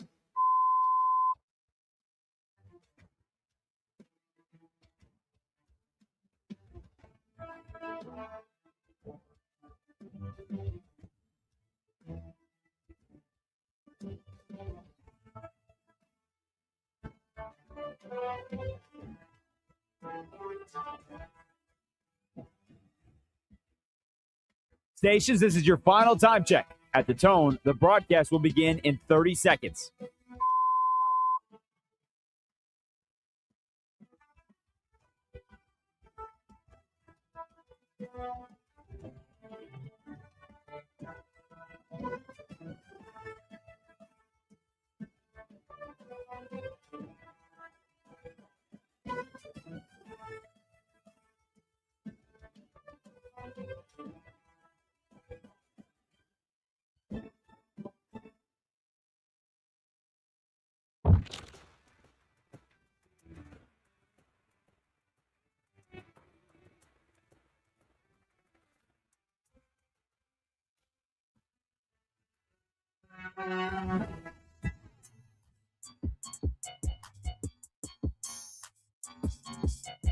Westwood One Sports presents Linnell Willingham. Oh, things are about to get messy here on Westwood One Sports Night. Just trust me. Cowboys quarterback Dak Prescott calling an audible on his wedding a month before it's time to put on the suit? What are we doing? We'll give you the details on that as we continue to roll throughout this program. I'll take you coast to coast here on Westwood One Sports Night. This is the youngest in Charles and L. Willingham, getting you up to 7 p.m. Eastern Time. It's the People Show. You know how to get at me. We're actually calling for your calls on this at 310-840-4910. Ravens making a big-time swing acquiring Max Crosby. The Bills free up $12 million in cap space and acquire DJ Moore from Chicago. Who's the best team in the AFC right now as we get geared up for the legal tampering period to open in the National Football League coming up on Monday? 310-840-4910. You can hit me up on YouTube in the chat to give your answer to that question as well. Like, subscribe, comment to Westwood One Sports Night on YouTube. Just search Westwood One Sports Night. I can't believe what I read, honestly. And I was like, I brought it up during the break, and I'm trying to multitask here. I'm trying to tweet out the link and talk to you all at the same time. So let's see if I can walk and chew gum, so to speak. When I saw the headline from TMZ, and TMZ likes to geek, and I'm with TMZ. They're my people. We family. I love me some TMZ. They always give us good tea. When I saw the headline, I almost wanted to call TMZ's bluff. I wanted to say, TMZ, your ass is a lie. Ain't no way Dakota Rain at the bachelor party? That's what we're finding out. As the details of this thing unfold, it's messier. It's messier than anything you could think of. I'm telling you. So, according to TMZ, Cowboys quarterback Dak Prescott, there was a bachelor party yesterday with the wags of the Cowgirls. And the wags are like, I don't know what WAG stands for. Do you know what WAG stands for, Will? It's just the girlfriends. It's that. Wives and girlfriends of the Cowboys, the wags and girlfriends. Is that what that is? Wags, I don't know if that's what the letters stand for. I just know that's what they are. I think that's what they are. So there was a wags bachelor party. There was a wags bachelor party, and it was thrown by Sarah Jane is her name, his fiance. apparently something happened on that damn yacht, man. I don't know what happened on the yacht. I don't know if it was too much Prosecco flowing. I don't know what was going on. But, brother, a month before the wedding, after the bachelor party, you decide that you calling it off. Here's the details, right? The details via TMZ is that the Sarah Jane is the one that they called it off. Sarah Jane's the one that called it off. So Dak Prescott got dumped at the bachelor party. Ain't that something? They say, hey, look, pimping ain't easy. I'm the first one to tell you all. I'm the bachelor of Westwood One Sports Night. Denton's married. Josh Graham's married. Will Thrill, you're also. Me and you both, buddy. There we go. Can have good convo about this. Yes, we could. Who knows, man? Maybe me and you need a night out in North Kakalaki. The heck with good adult beverages flowing. I can't believe this stuff. If you're just now joining us, Cowboys quarterback Dak Prescott calls off wedding a month before it's time to say I do. And apparently it's because the wife, Sarah Jane, there was a big blow-up and argument at the bachelor party. I'm stunned by all this. And I'm not trying to laugh at it because, that sucks. I've had, some bad encounters with females. And everybody's been there before, man. But the details of this thing make you really question what the hell happened last night.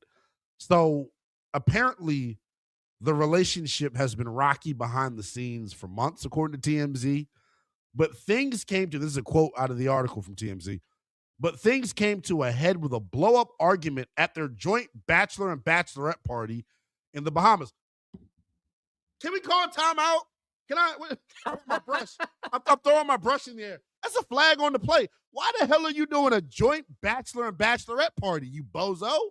You're mixing. Terrible idea. That's a terrible idea. Come on, man.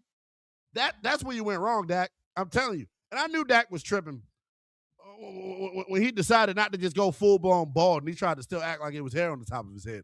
That's when I knew Dak was tripping. Our guy Prince Hades tweets at us in the YouTube chat comments. She probably had some mandingos in there. That's the first thing that I thought is that Dak might have been sneaking and geeking with one of the wags of the cowgirls of the Cowboys, and Sarah Jane Ramos was like, hell nah, I'm not going for it. That's the first thing that I thought. Now I'm messy. I'm somebody that watches Zeus Network on Sundays. Baddies East. Our board op this afternoon is Laura. Laura, you know about the Zeus Network and Baddies East? Look, I can't believe what I read, man. Boy, Dak's never getting that ring, is he? No, literally never going to get that ring.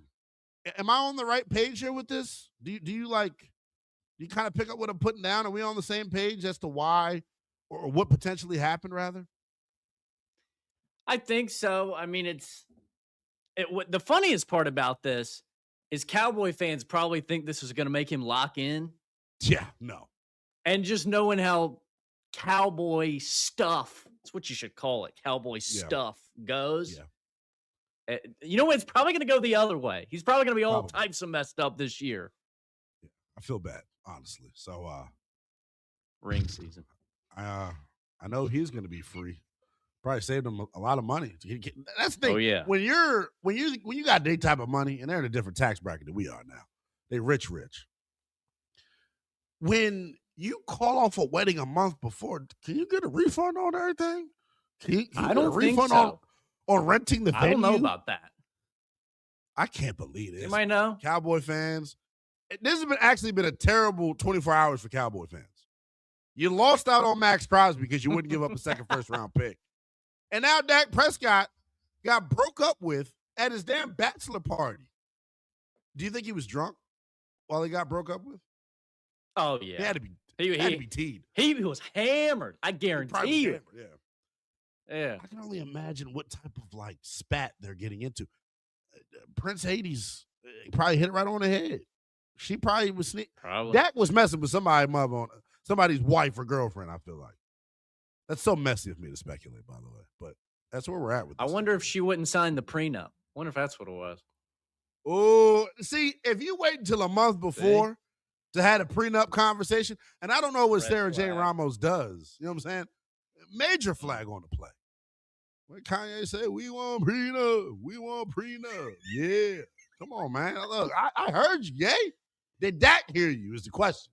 310-840-4910 is the number here on Westwood One Sports Tonight. You're tapped in to the youngest in Charles and L. Willingham, getting you up to 7 p.m. Eastern Time. Bunch of different ways you can hit me up. Sirius XM, channel 375. You can check out the show on WestwoodOneSports.com and the always free Westwood One Sports app. What we're chewing on right now is this. Right now, after the Ravens' big-time move, after Buffalo's moves that they've made, it feels like we need to have a conversation surrounding who the best team in the conference is. Who do you think the best team in the AFC is? 310-840-4910.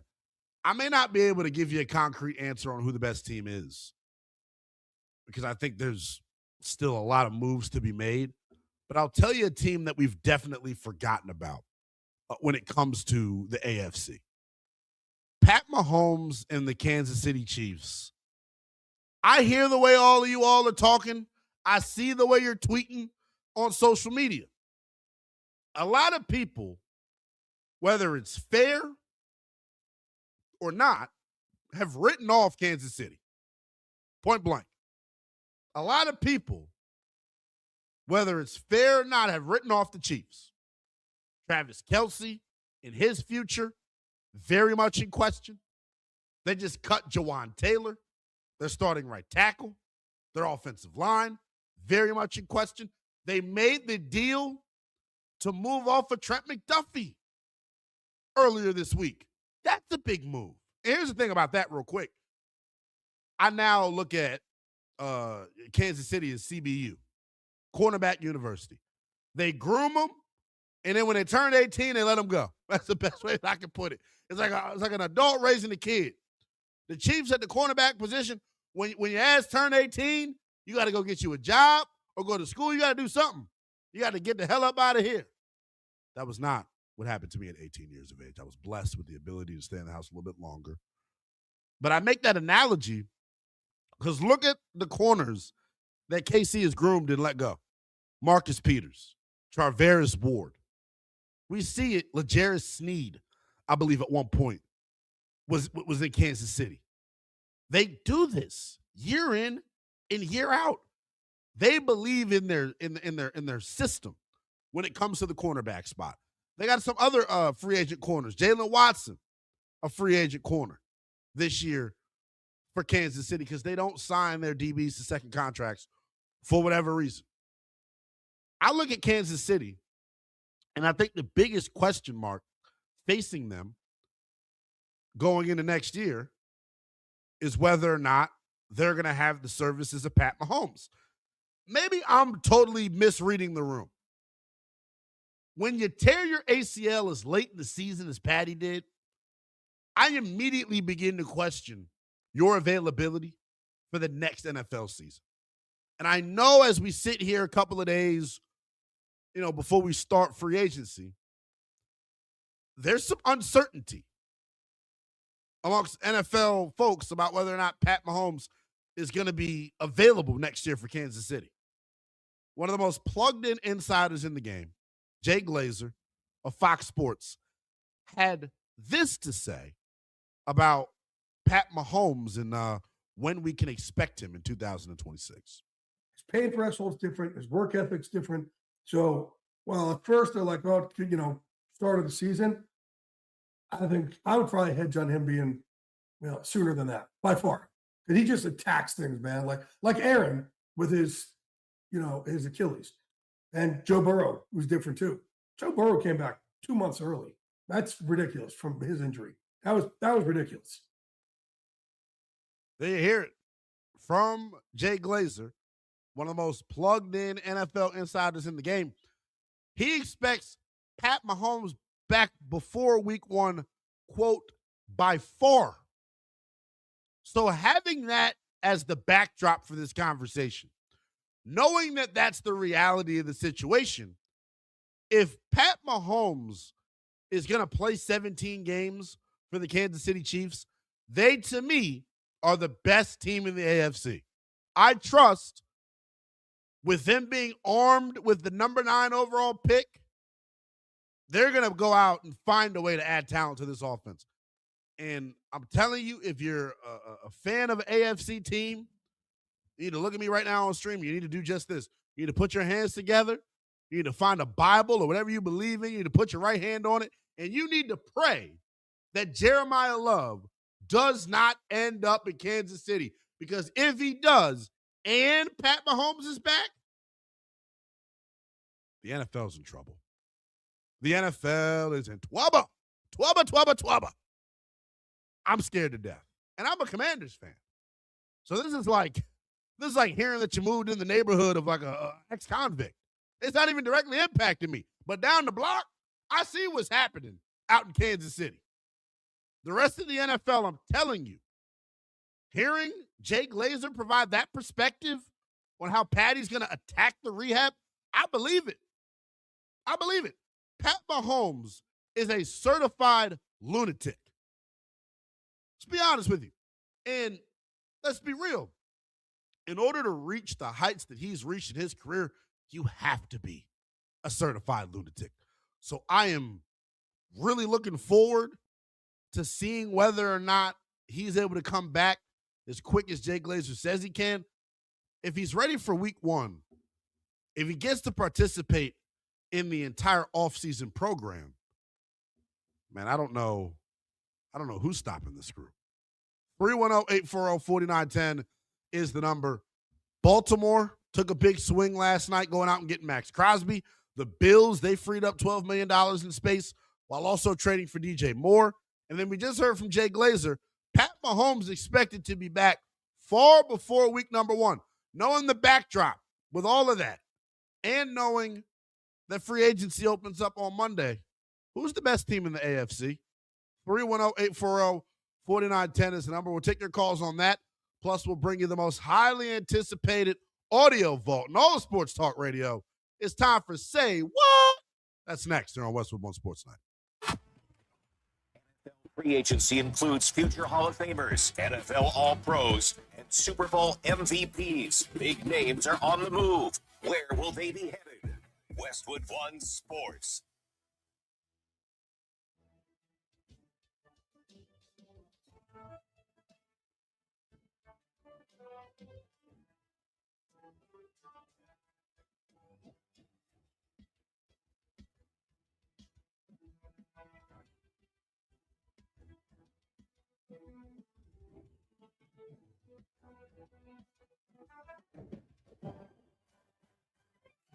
At the tone, the broadcast will begin in 4 minutes, 30 seconds.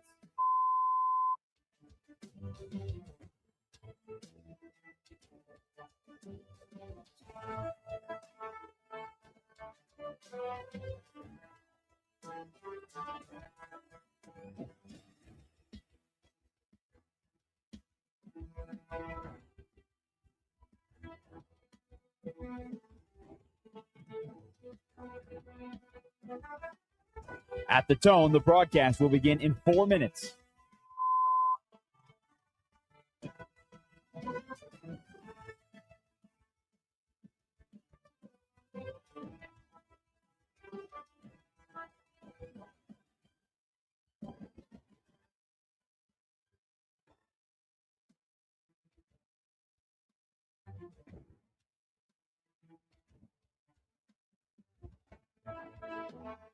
At the tone, the broadcast will begin in 3 minutes and 30 seconds.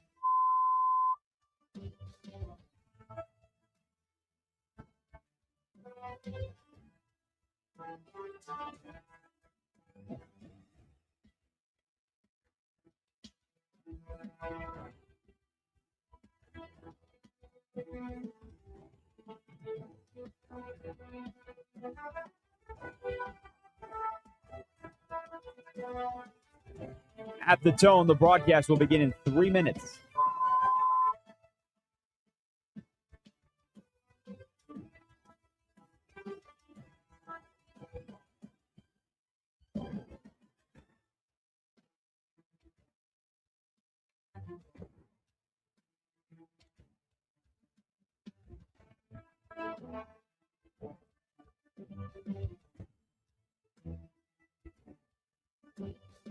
At the tone, the broadcast will begin in 2 minutes, 30 seconds.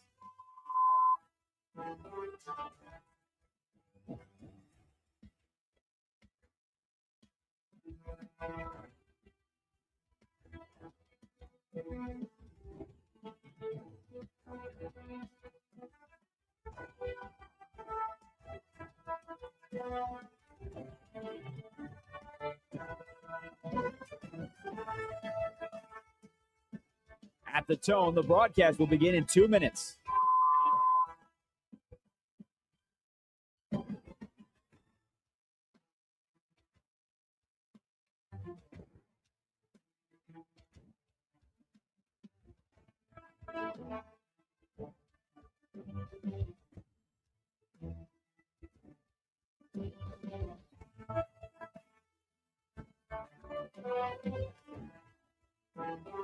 At the tone, the broadcast will begin in 1 minute, 30 seconds.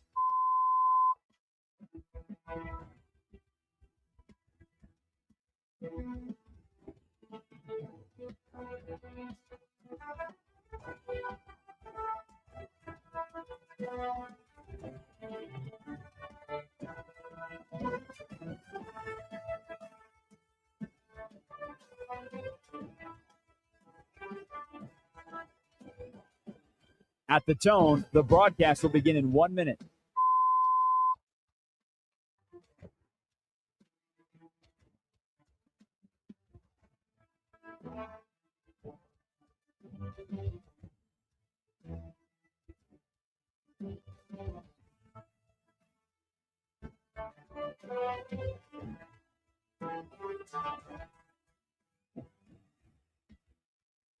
Stations, this is your final time check. At the tone, the broadcast will begin in 30 seconds.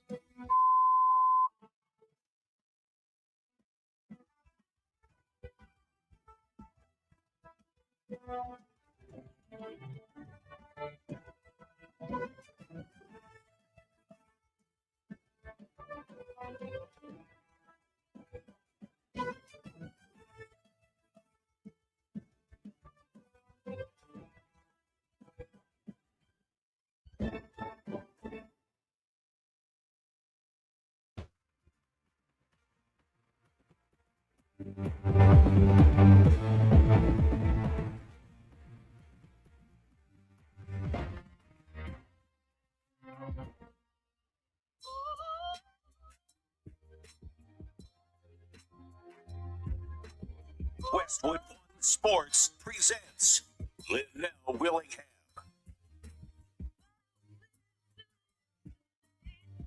Still rocking and rolling here on Westwood One Sports Night. This is the youngest in charge, Linnell Willingham, taking you up to 7 p.m. Eastern Time. Remember to hit me up. It is the People's Show.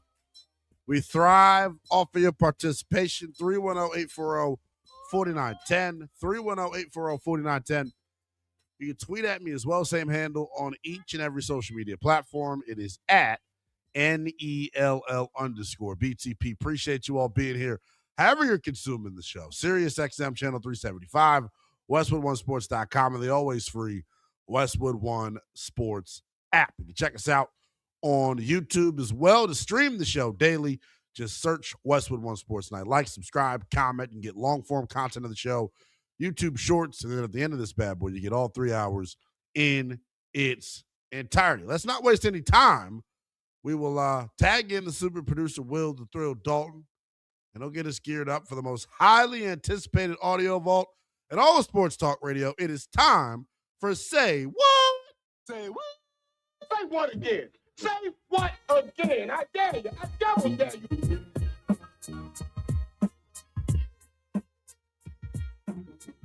Let's get it rocking, shall we?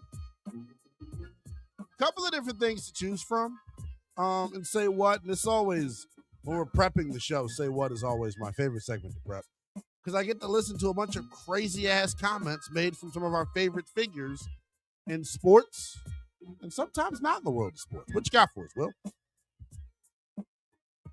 I think you're unmuted, Mike. Let's fix that right there. So Ken Jung, he's a Duke alum. He was at College Game Day earlier today. But when I told you this, you referred to him as Kim Jong-un. Yeah, and I do that a lot, and that's my fault. So shout out to Kim Jong, best known for his work in The Hangover, in my opinion. Yeah. Known as what was his name? Leslie Chow. I think that was his name in The Hangover. Yeah, I think that's right. Mr. Chow. We love Mr. Chow. We are not going to confuse him with Kim Jong-un. No. What did he have to say? So he was talking about the Duke Brotherhood, and how we're all Duke, but the conversation went to his wife. Let's just play the clip.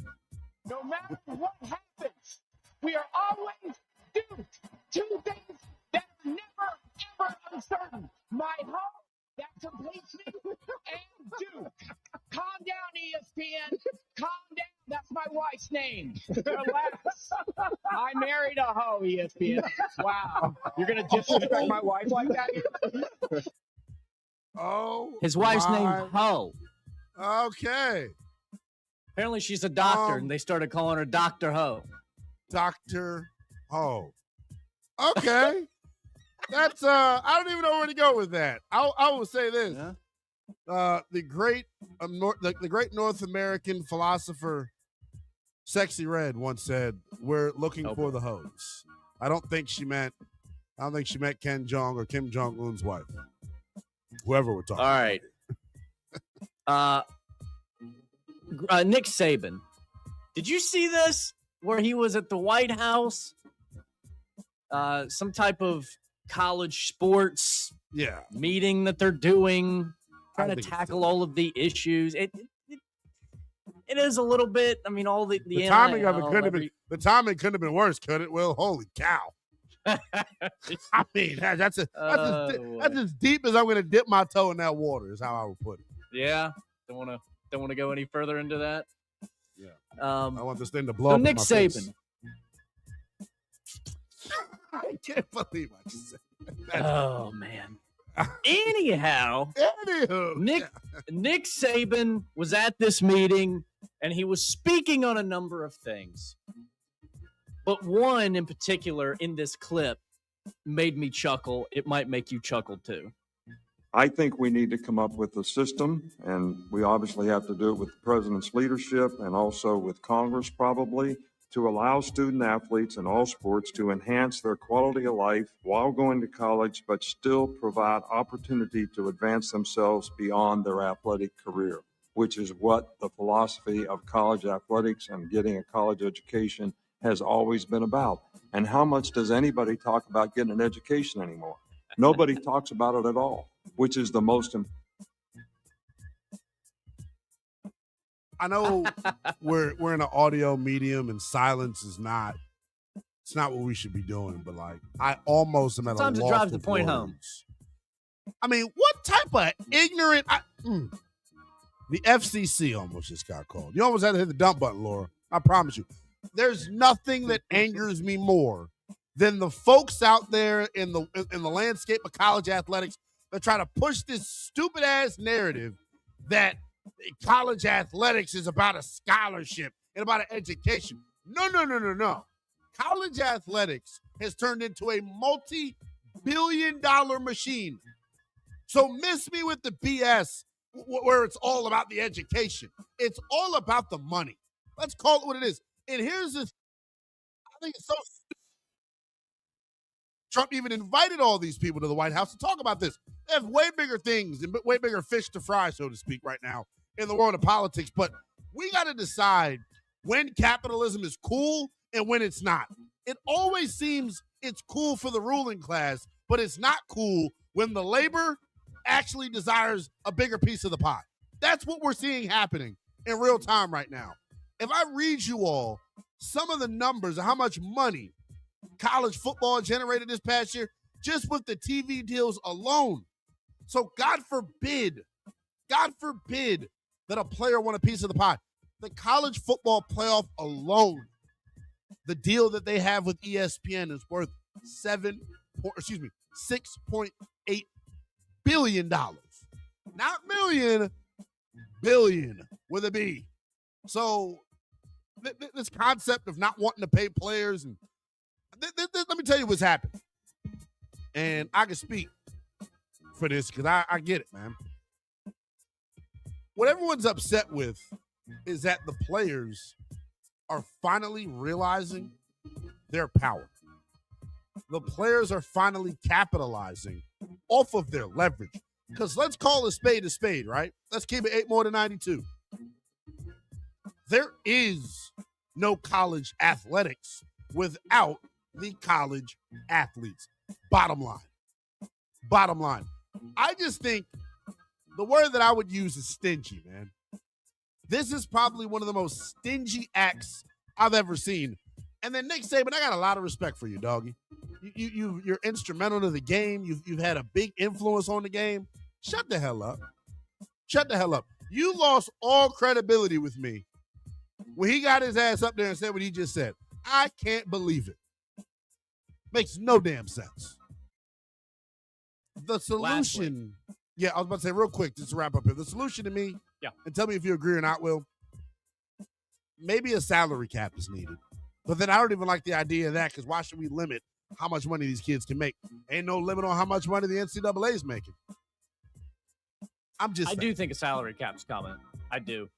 Yeah. I mean, whether it's a good thing or not, I don't know, but I think it is coming. The last thing I got for you, Greg Cosell of NFL Films. Yeah. He is, and he's not sold on Fernando Mendoza. Listen. He's not a playmaker. He's a higher level executor of a well-schemed pass game. He's an efficient and consistent ball distributor from the pocket. And that doesn't look as cool as guys running around. He made certain kinds of throws within their offense. He didn't work the middle of the field very often. There was a significant emphasis on RPO concepts and back shoulder fades. There weren't many throws between the numbers at the intermediate levels. You have to evaluate that. The bottom line is, for him to be a higher level success in the NFL, two foundations of his game must be pocket efficiency and precise ball placement.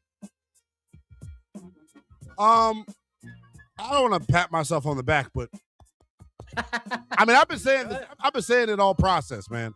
Finally, somebody's coming to Linnell Willingham's table when it comes to how I view Fernando Mendoza. I couldn't have said it better myself. I'll use the same comp I used for Josh Allen and Lamar Jackson. Fernando Mendoza is a quarterback you win with, not a quarterback you win because of. So many times when you comb through the tape, when you have the benefit of Omar Cooper and Surratt on the perimeter, how often did Fernando Mendoza have to get through progression 1 all the way to progression number 3? That's the big area where I think he's going to struggle. I said this with Charles Davis when he joined us. When it's 75 and sunny, I think Fernando has the opportunity to be a Jared Goff, Kirk Cousins type of quarterback. But when the pocket muddies, when he has to deal with adversity, I don't know if he has the tools and traits to overcome a bad offensive line, to overcome drops at the wide receiver spot, to play with a bad defense. That's just my thought on it, man. I don't think the kid's going to be a bum.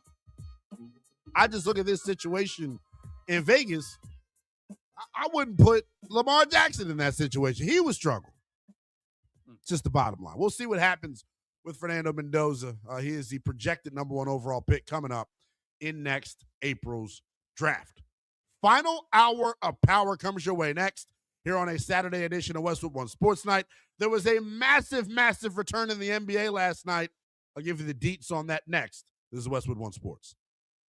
This is Westwood One Sports.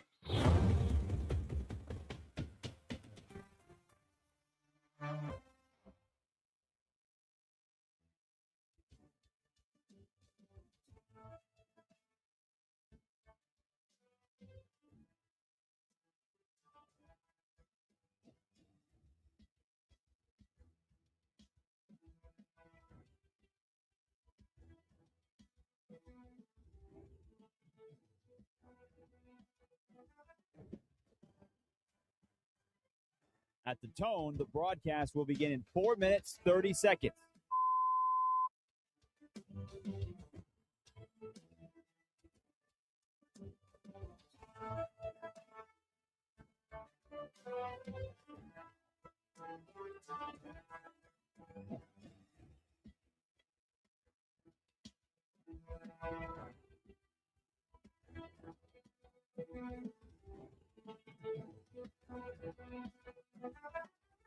At the tone, the broadcast will begin in 4 minutes.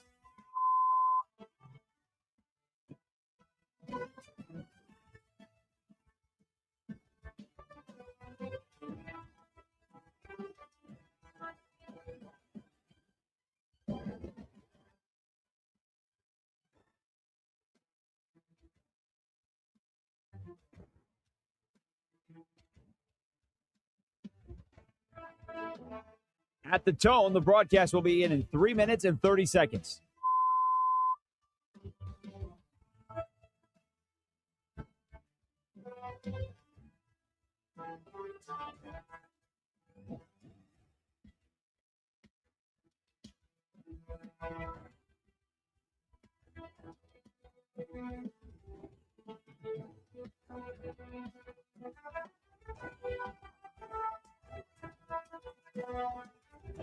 At the tone, the broadcast will begin in 3 minutes.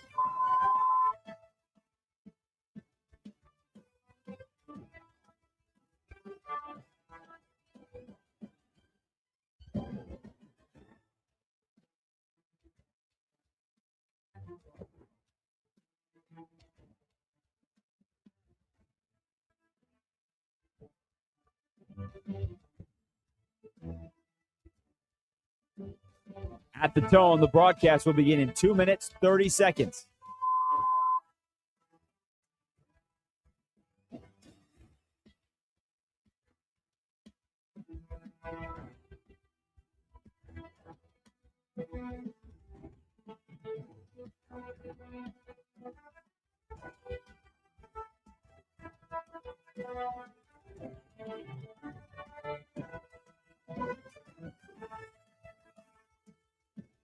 At the tone, the broadcast will begin in 2 minutes.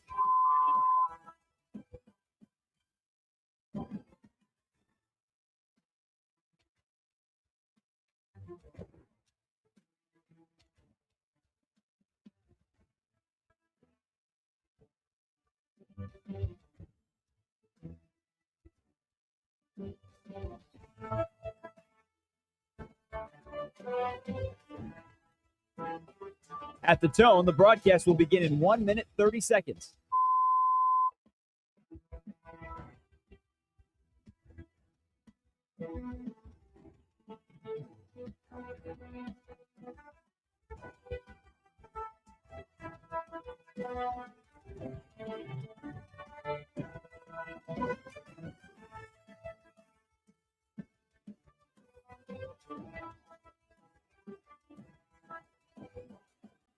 At the tone, the broadcast will begin in 1 minute.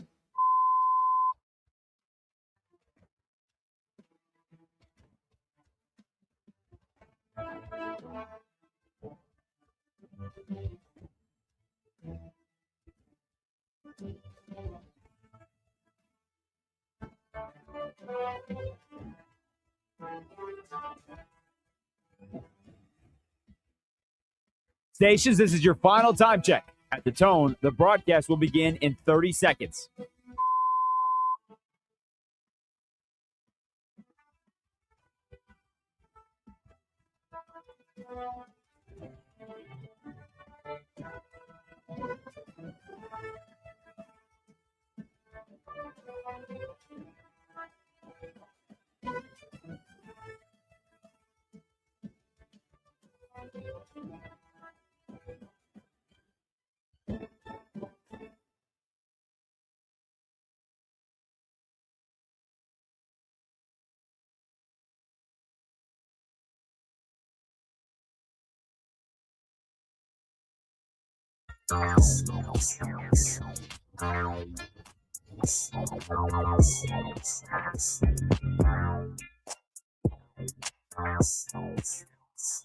Westwood One Sports presents Linnell Willingham. Final hour of power here on a Saturday afternoon edition of Westwood One Sports Night. You're tapped in to the youngest in Charles and Willingham. I'll get you up to 7 p.m. Eastern Time. Number to get at me, 310-840-4910. Bunch of different ways you can tap into the show. Sirius XM, Channel 375, WestwoodOneSports.com, and the always free Westwood One Sports app. You can check out the visual element of the show as well. We're streaming live on YouTube and X. Make sure you subscribe to us on YouTube. Just search Westwood One Sports Night. We've touched on a lot here throughout the course of this program. A lot more I want to get into here in the final hour, including our guy, Will the Thrill Dalton, taking a shot. Not literally. That's how we'll put the show to bed as we get you all geared up for the weekend. Or maybe you are taking a shot. It's 5 o'clock somewhere. You know what I'm saying? Thank you, Will, I'm gonna have to rag on. Will's got a great accent. Will's got great lettuce. He just can't unmute his mic. He just refuses to do it. I'm pretty sure it's unmuted, right? Yes. Okay. I thought it was. You had me worried there for a second. Well, that's my job. That's not my job. My job is to give the fine people the sports information. I have more of that. We had a massive debut last night in the NBA. It is rare that the number 2 seed in the conference gets a all-NBA performer dropped in the final month of the regular season. That was the reality last night for the Celtics. They got their star, Jayson Tatum, back. He played his first game of the 2026 season after suffering a torn Achilles during the postseason last year. And I got some numbers for you here on Jayson Tatum in terms of just how impressive this comeback actually was. These numbers via our guy Myron Metcalf, college basketball insider for ESPN. Jayson Tatum returned 298 days after tearing his Achilles. Dominic Wilkins, back in 1992, returned after 283 days. And it's crazy. He was immediately an MVP candidate when he came back. 28.8 points per game, and really didn't look like he lost a step. If you watched Jayson Tatum last night, one thing's for certain, two things for sure. With Jayson Tatum now being back in the lineup for Boston, they are the odds-on favorite, in my opinion, to represent the Eastern Conference Finals, to represent the Eastern Conference in the finals, without a shadow of a doubt. Last night, Jayson Tatum started the game 0 for 6. He finished 6 for 10. He damn near had a triple-double. 15 points, 12 rebounds, 7 assists. That's honestly where I think he made the biggest difference for Boston. His effort, his activity on the glass, second to none. Second to none. He looked like a dude that was chomping at the bit to get back out on the floor. He looked like a dude that was geeked the hell up to get back in action. And can you blame him? Sellout crowd at the Garden last night, chanting his name. Hearing him get introduced during starting lineups gave me chills. It did. They cut all the lights off. It was great. And he played great. I have been following, Will, I don't know if you're hip to this, bro. I've been following, Tatum's got like a YouTube series where he's been documenting his return, his rehab. I have a newfound respect for him. This guy, and I know what people are going to do. They try to, pit him and Jaylen Brown against one another. They may be one of the best defensive duos on the perimeter in the NBA. They may be the best 1-2 punch in all of basketball. I have been seeing this. Just him in the gym, the stuff he's been doing, watching him push the weight. And again, 10 months to come back and be able to do all this in 10 months is insane. It's, you know how they have the Steph Curry, so inspirational. I think Jayson Tatum should be in that. Tatum, look how inspirational.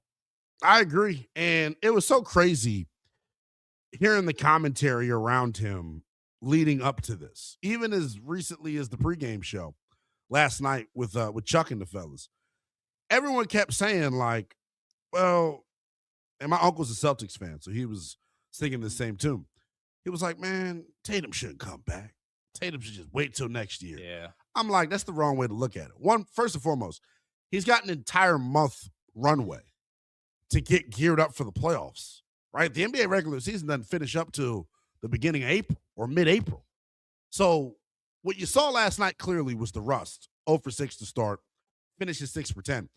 Once he knocks the rust off, you see how impactful he is, man. He is so much more than just a scoring threat for Boston. He improves their perimeter defense. He improves them on the glass. He spaces the floor. I'm not worried at all about his ability to jive with Jaylen Brown. That doesn't concern me at all. I think those two, for whatever reason, it's like we can never have nothing good. That duo, argue with who you want. That duo is probably the best in basketball in terms of Tatum and Jaylen Brown. And remember the conversation prior to the finals victory in 2024. Split them up. You got to trade one of them. I've said it several times, man, throughout the course of this year. There is no NBA player that has raised his stock more than Jaylen Brown. Doing it by himself this year. Think about the conversation surrounding the Celtics this offseason. It was, they're going to be in the DeMonte sweepstakes. They're going to end up with Boozer or Peterson. DP, as I like to call him. That was a thought. And Jaylen Brown has carried their ass all the way in the 2 seed, man. Are you as impressed as I am with Jaylen Brown, or am I gassing it up?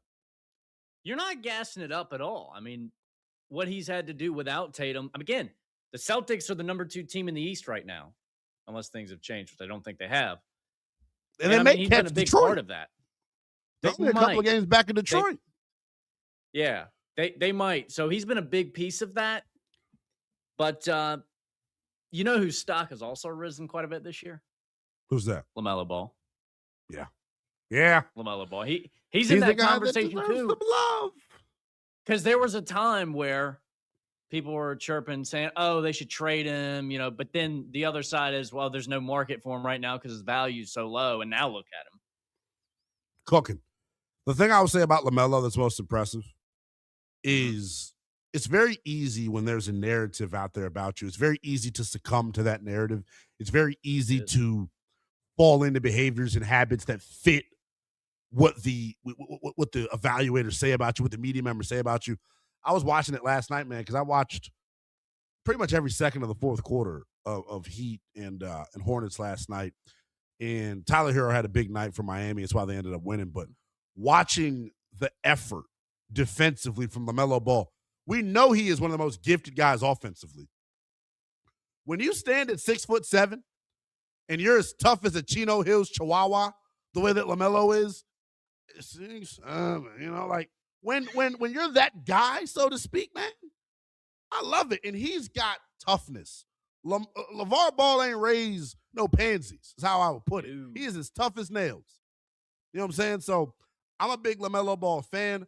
So also got some bias in this, right? Well, Charles Lee, head coach of the Charlotte Hornets, a graduate of Quince Orchard High School in Montgomery County, Maryland. So he's a local guy. Came from the Celtics. Came from the Celtics, too. Who, by the way, you want to talk about coaching trees. Will Hardy, Emi Udoka, Joe Mazzulla. I mean, the list goes on and on. Really impressive what they have. But the Charlotte Hornets, man, they continue to play good basketball. LaMelo's a guy that has really played a different role here, and I love the fact that Charles Lee had the okay to bench him, the okay to get his attention and not ruffle any feathers within the organization. But I keep saying that Concaniple's great. LaMelo's been great. The dude who stood out the most to me, 2 dudes, really. It's been Brandon Miller, and it's been Moose. Those 2 dudes, man. Brandon Miller reminds me of a young KD. He's still figuring out, what I could do offensively and what I can't do, but he's starting to realize there's not much he can't do. That's the scary I've heard the Paul George comp out there, too, a little bit. I've heard that one. That's apparently his favorite player. I don't know if you remember the pre-draft scuttlebutt around Brandon Miller. Remember that. Said he was his GOAT. Oh, yeah. But, yeah, I like the comp. I think what's electric about that team is they're historically good offensively. Yeah. But the defense is why they're winning the games. The defense is why they're winning the games. They're a team, and I got to look at the standings real quick here in the Eastern Conference, but is there a team? Listen, they've really locked it down defensively because there was a time, since you bring that up, there was a time earlier in the year when they did not look like this.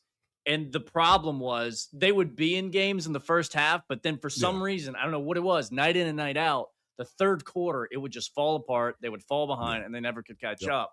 But now it's not like, it's almost like the reverse. Like they're kicking it in even more in the third quarter now. Yeah. I ain't mad at them, man. I like their style of ball. They're currently the 10 seed after last night, but they're locked into the play-in unless some sort of big collapse happens. They're 3 games back of Philadelphia for the 6th seed. So there's still a possibility where they don't have to play in the play-in at all.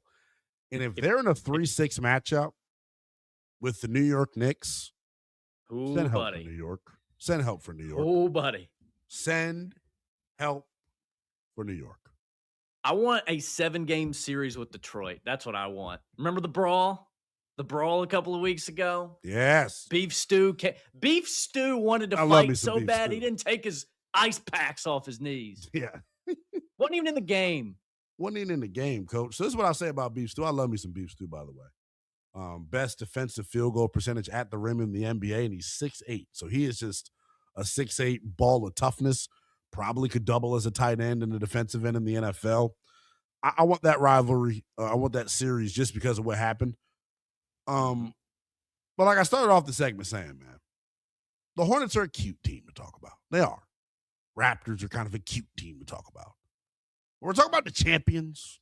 We're talking about the teams that have a real deal shot to hoist it all. Man, I look at Boston adding a all-NBAer last night in Jayson Tatum. 1 month left to go in the regular season. Damn near put up a triple-double. 15 points, 12 boards, 7 helpers. Started off 0 for 6, finished 6 of 10. Jayson Tatum, of course, after coming back from that Achilles tear in under a year, under 300 days, he's obviously very, very grateful for what he was able to accomplish, worked his ass off throughout the course of the rehab process. He finally got to reflect on returning to the court. He had this to say after his season debut last night.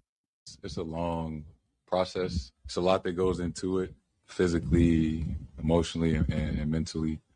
You know, it's the physical aspect, passing all your strength tests and things like that. It's a ramp-up period of conditioning and doing contact stuff and, you know, heavy days and then seeing how you feel the next day and respond and, you know, weeks of that. So it's just like it's a long journey. And, you know, it's not just an easy decision to make. You know, it's a very serious thing that happened and I had to overcome. And, you know, this was a huge step, but I still got a long way to go.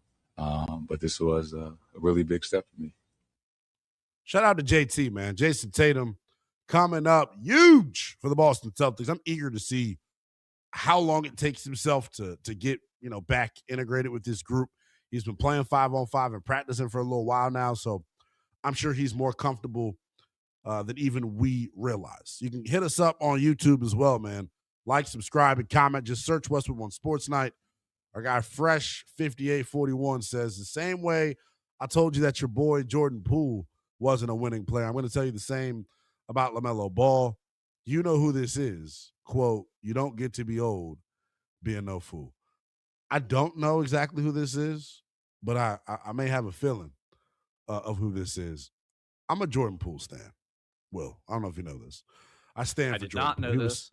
He was so nice to me when he was here in D.C., when I was covering the Wizards, getting the chance to talk to him in the locker room after games about everything other than basketball, Will. That's the best part. Talking about everything other than basketball. Love that. Love. Those are the best kind of interviews, man. Yeah, That's dude. When you get to not even interviews. This is off the record. This is off the record combos. See, there you so go. Really, he was letting loose and just being the G that he is. I feel bad for him. He's kind of in basketball hell right now in New Orleans with the Pelicans, with Zion Williamson. And by the way, what an eventful week for Zion Williamson. I took my jabs at him. I mean, everybody had a turn. I took a turn as well. My issue with him is there seems to be a lack of accountability. I get I get the idea of I just lost my train of thought because Fresh 5841. Oh, I should meet him. I now know who this is. Our guy Anthony out in the nation's capital. I don't know. I totally just lost my train of thought. Full transparency. But we do got a couple calls filing in, so we'll get to the phones. It is the People Show. You know how to hit me up. 310-840-4910. When in doubt, go to the phones. Josh is in Cleveland. Want to tap in. Welcome into Westwood One Sports Night, Josh. How you doing? Hey, guys. Hey, you guys know a lot more about basketball than me, But, I mean, how could Jaylen Brown be left off the Olympic team a couple of years ago? I mean, how does that happen? It's egregious. I mean, and his teammate, who was that dude? Derek, who was it? I forget. Derek Whiteley or something? I don't know. I can't remember anymore. Derek White, yeah. But but how is he on there instead? I mean, nothing against that guy, but I couldn't believe when that happened back. That's what I mean. I have to defer to you guys why that even happened. But like looking at the playoffs and stuff, I think the Cavs. And this is why I really wanted to call because, I never thought I'd be a James Harden fan, but hey, he's in Cleveland now and he's really lighting it up for us. So what do you think? I mean, the guy's really good for us anyway. Huge James Harden fan. I was a big fan of the move. I thought that and the move to get Dennis Schroeder and Keon Ellis, Cleveland doing their damnedest to get themselves geared up for a potential postseason run, man, here in the Eastern Conference. They're on the short list of teams out east who I think can legitimately get out of the East. I look at Boston now with the return of Tatum. I look at Cleveland. Philadelphia is a team that I continue to believe in. I know some folks don't believe in them, but you're not far off in terms of your belief in the Cavs, man. I appreciate the call. 310-840-4910. 310-840-4910 is the number here on Westwood One Sports Night. A lot more to get to as we ease and slow walk our way to 7 p.m. Eastern Time. You can continue to hit me up on the phones, 310-840-4910. When we come back, the president is doing stupid things again. That's all I got to say. President is doing stupid things again. I'll tell you more next on Westwood One Sports Night.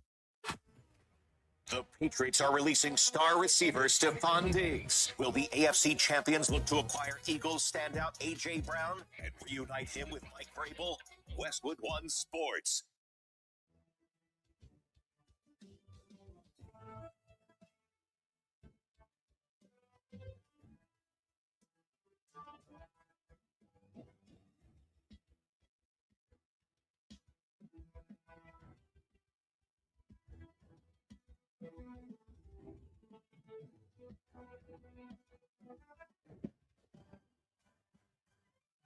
At the tone, the broadcast will begin in 4 minutes, 30 seconds.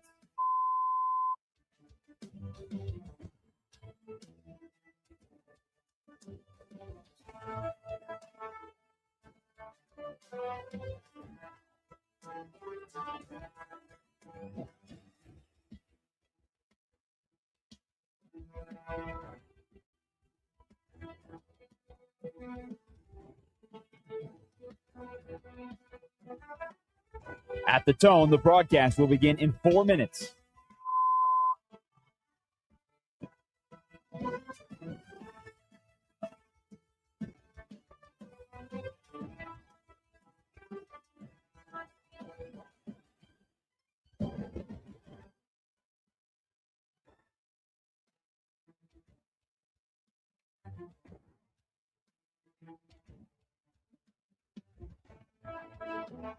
At the tone, the broadcast will begin in 3 minutes and 30 seconds.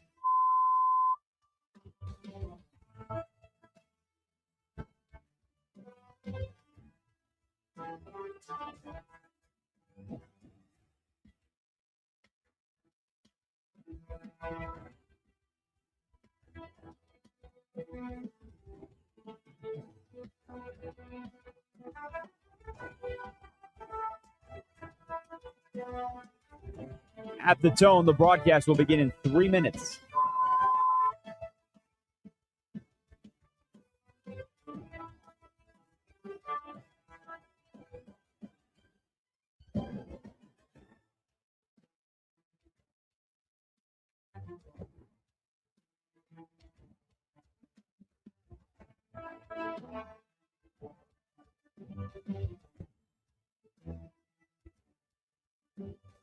At the tone, the broadcast will begin in 2 minutes, 30 seconds.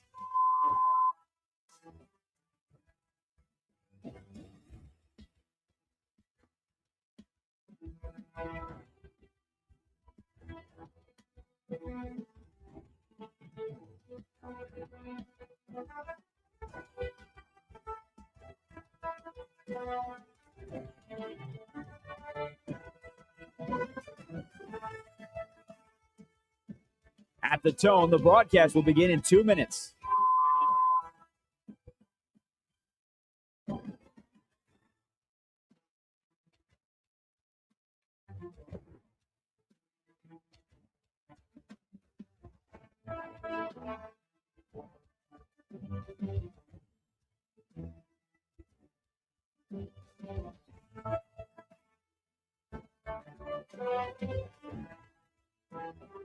At the tone, the broadcast will begin in 1 minute, 30 seconds.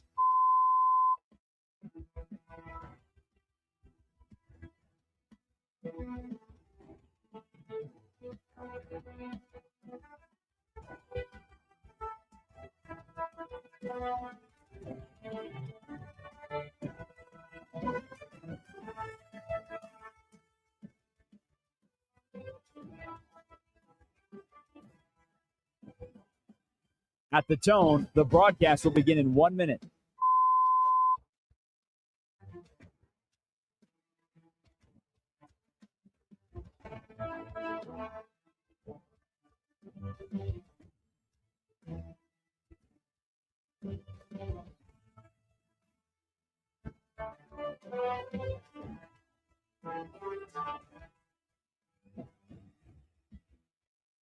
Stations, this is your final time check. At the tone, the broadcast will begin in 30 seconds.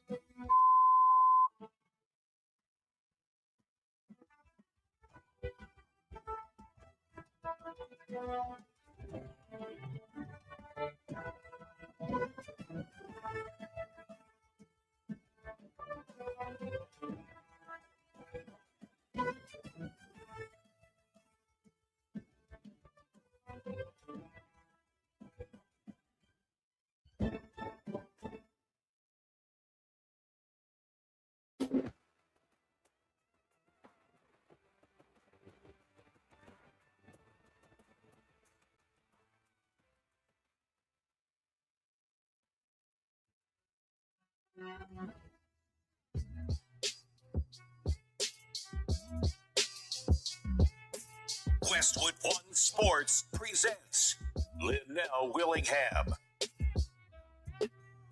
Keep rocking with me, baby. I'll take you up to 7 p.m. Eastern Time here on a Saturday afternoon edition of Westwood One Sports Night. This is the youngest in charge, Linnell Willingham. You can hit me up on the phones, 310-840-4910. You hit me up on YouTube in the chat as well. What up, chat? Chat says, this is our guy, Clinton Goeb? Clinton. I'm just going to call him Clinton. What up, Clinton? Says, hey, I've been listening in my car from San Diego for a while now on the weekends. I love the show and your unique takes. Keep pushing. Keep pushing. I will do, my friend Clinton. We appreciate you making Westwood One Sports Night a part of your routine, man. Bunch of different things you could chew on the phones. The big news that we started off the show with, Max Crosby, now a member of the Ravens. I think that move should put the rest of the AFC on notice. We also can have your reaction to Jayson Tatum making his season debut last night. Bunch of different things we can get at on the phones at 310-840-4910. If you're checking out the show on radio, on one of our affiliates, we appreciate you being there. I encourage you, I nudge you to check out the show, the visual element of it on YouTube as well. Just search Westwood One Sports Night. Like, subscribe, comment. You know all the nerdy things I have to say. Long-form content, YouTube shorts, and then at the end of this bad boy, you get all 3 hours in its entirety. 310-840-4910. The guy, Anthony, out in the DMV, wants to check in. What's going on, Mr. Burton? So first of all, you know you're not talking about anything you want to talk about. What do you mean? Oh, of course I am. You look. I'm happy to be not talking about the poverty-ridden Commanders, Anthony. I promise you, I'm A-OK. Not talking about the Commanders. Yeah, it's a blessing. You can sell that to somebody else. But what up, though, man? I appreciate you locking in, good guy. How you been, man? Man, you hard to keep up with. I thought your hours were supposed to be like what is it, 1 to 4 or something like that? So I do. So we've switched post-football season. So I'm 8 to 11 a.m. normally out of football season, and now I'm just doing a favor. So I'm here with you right now. But however you get me, you get me. Okay. Well, I mean, they got basketball on the local, so you know how that goes. Okay. I got you. But since you want to talk about basketball for a minute, I don't give a damn about this season. I don't give a damn about Tatum. None of that. It's been a minute since I had Bullets fever. You got Bullets fever over the DC family, huh? Okay. And I'm trying to catch it again. If AD stays healthy next year, we're gonna make some noise. Now, when you say make some noise, how high are your expectations here? Because I agree with you. I would say this, Anthony. I think you're 100% spot on. The health is going to dictate a lot. But even if he's not healthy, I like what they have in terms of their young core in addition to Trae Young. Oh, the future looks good, but what I'm talking about, the immediate future, if he stays healthy, we're going to definitely be in the playoffs. They should be a top 4 team in the East. I'm not talking playing game. I say anywhere from 4 to 6. Yeah, I agree. Anywhere from 4 to 6. So I totally agree. Health is going to be the big thing, though. Yeah, for sure. Right. Hey, so you are you out to pitch it local or what's the deal? Oh, no, man. I'm everywhere like air, man. I'll make you this promise as I got to let you go because we got some others filing in. You'll hear from me very, very, very soon locally. I'll just put it that way. Okay. Anthony, I appreciate you as always, good guy. 310-840-4910 is the number here on Westwood One Sports Night with the youngest in Charles and L. Willingham. We got a lot more to get to here in the final half hour or so of the program. Let's just let's do this here real quick. I told you all I wanted to get to the current sitting president, and it's nothing to do with politics because I don't touch that part of the White House. I want to know why his nosy ass is trying to make sweeping changes to college football. Do we have the audio already? I do want to let you all hear from our sitting president. Donald J. Trump had this to say about the future of college athletics. The amount of money being spent and lost by otherwise very successful schools is astounding just in a short period of time. It's only going to get worse. So we have to save college sports and save, I believe, colleges. Ultimately, we have to go through, I'd do an executive order. I'd love to do that. I'll probably do it anyway. We'll do an executive order. We'll see how it works because it would be I have a really nice, simple idea. They are canceling golf. They're canceling wrestling. They're canceling fencing. They're canceling even basketball. I thought that would be maybe immune, but it's in trouble. And it's all going to football. But ultimately, football is going to be the worst laggard of all. It's not going to be affordable. And it's going to take down practically every college. In my opinion, it's going to take down virtually every college. I mean, first and foremost, it's very bad. I can send an executive order and it'll be all fixed before we know it. He's an ass clown. Can we say that? If you have to dump it, but he's a clown. I can't stand him. It has nothing to do with his politics. It's every time he's in front of a camera, he can't help but put his foot in his mouth. We need to care about fencing and golf. It's almost on the outs. Who gives a damn about fencing? I'll be honest with you. And if you're a fencer out there that likes to poke a little bit, I ain't mad at you now. But man, look. Fencing, Liddell, come on. You know what I'm saying? I don't know if you're an iCarly fan, Will Dog. One of my favorite episodes of iCarly is when they go fencing. You're talking my language now. Yeah, you're talking my language. They're my people names. I'll refer to iCarly. But Drake and Josh, I just think, keep going, man. We can keep on going down the line, man. I'm at a point though, Will, where Do you hear the language that he's using? They're making too much. They can't afford it. Dog, I'm doing my damnedest right now to look up the revenue. A lot of money. The TV revenue made in college. Oh, here we go. I found my Google search from earlier. We were talking about this. So anybody out there that's complaining that there's too much money being given to the players, I don't think the average fan understands just how much money the NCAA is pocketing. The college football playoff is now just signed a new 6-year, $7.8 billion deal with ESPN. $7.8 billion deal with ESPN. With a B. That's just for with a B, you know what I'm saying? And that's just for the ESPN deal. When it comes to some of the other deals that they've signed, the SEC had a $1.3 billion in revenue this year from their TV contracts. The Big Ten has a deal with Fox, CBS, NBC, $90 million earned annually. You know how crazy that is? So to think that there's something wrong with divvying up a piece of the pie to the players, if you got a problem with it, you're a monster. Don't miss me with this idea of, oh, they're getting an education. Yeah. That education at the University of Florida is probably $250,000.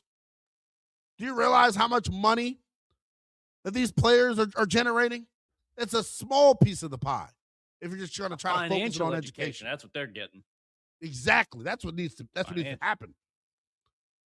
Well, here we go. We got breaking news, kinda, from Adam Schefter. Tyler Snoop Huntley, 2-year, $11 million deal to return to the Baltimore Ravens. So there's that. Our guy Swaggy McNoleg says Trump is a demise expert. You got to give him that. Our guy Clinton says worst president award is the only real award he's going to win, in my opinion. Dave Rogers says terrible takes. I guess this is somebody who doesn't want to see college athletes get paid. I am, first of all, the fact that it's taken this long, for these athletes to get paid is totally egregious. The amount of money that college football generates on a yearly basis, I can make the argument that the players still aren't being paid enough. Bottom line.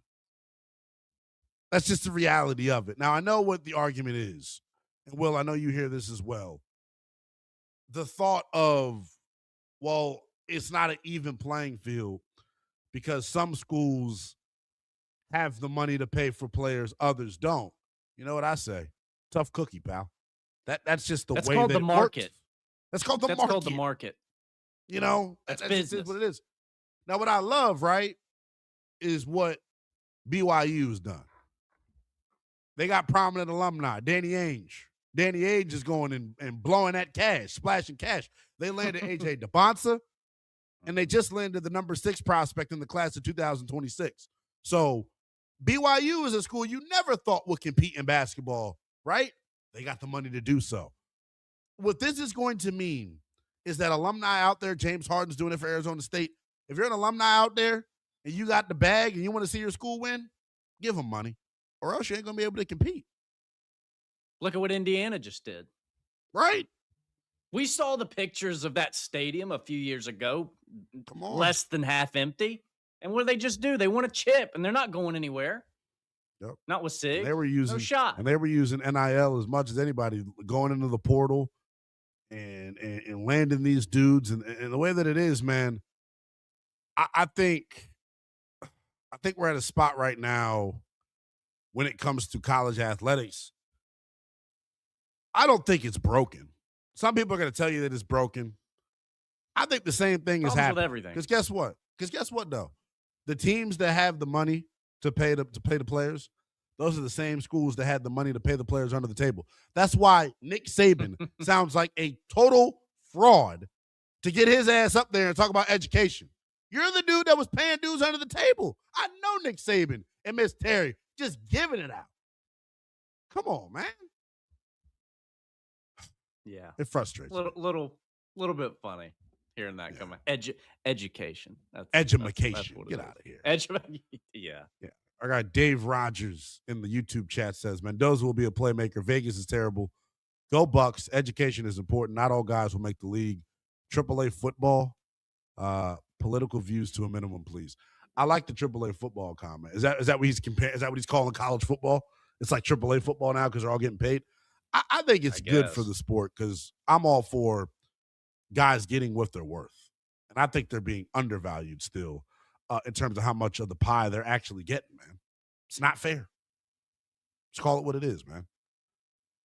Is this a fight that's anywhere near being over with in terms of college football and where things currently stand with the landscape? Not college football, college athletics, rather, and where things currently stand in the landscape of the sports. Is this anything that's you think is going to change anytime soon?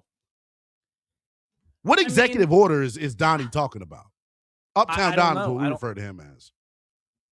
I'm not educated enough to know what can be done. I mean, it definitely, listen, there's problems with everything. You know, nothing's perfect. There's also really good things about NIL and all that stuff because guess what?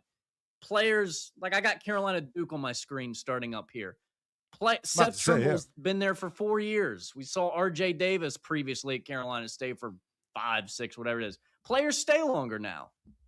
That's because of NIL. They could have gone pro, but some of these players are going to make more in college than they would to go second pick in the draft or late first round.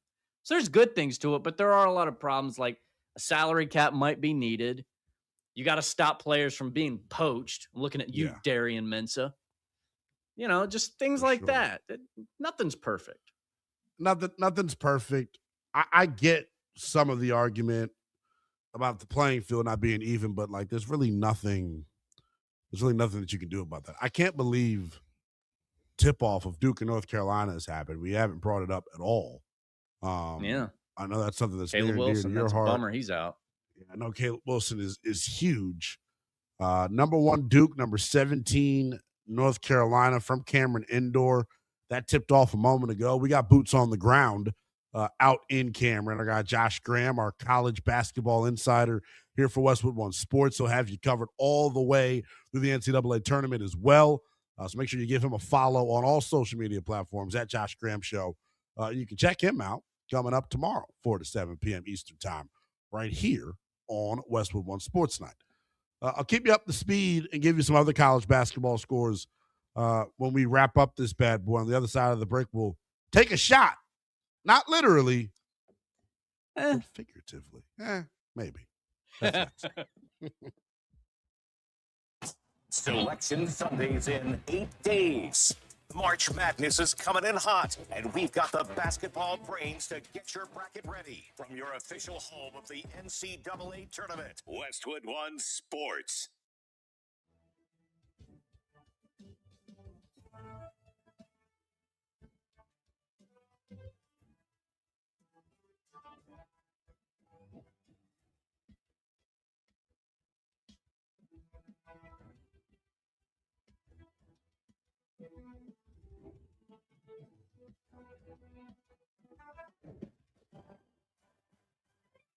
At the tone, the broadcast will begin in 4 minutes, 30 seconds.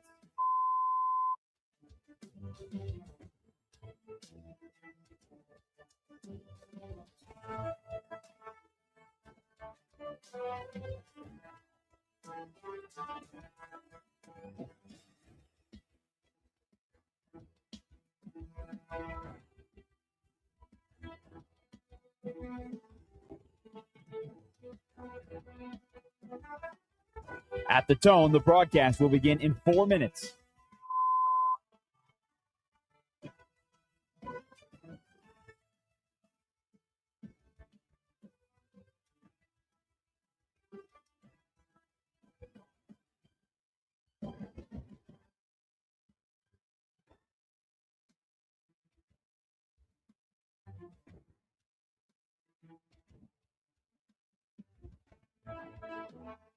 At the tone, the broadcast will begin in 3 minutes and 30 seconds.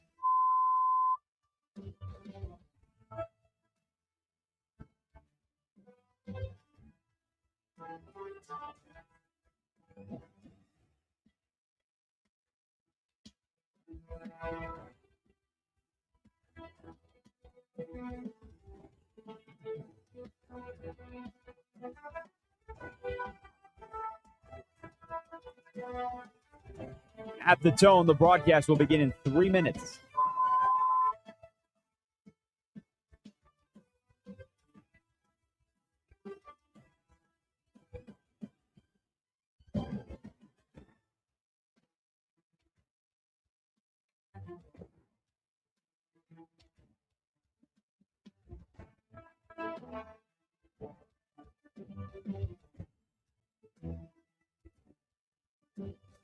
At the tone, the broadcast will begin in 2 minutes, 30 seconds.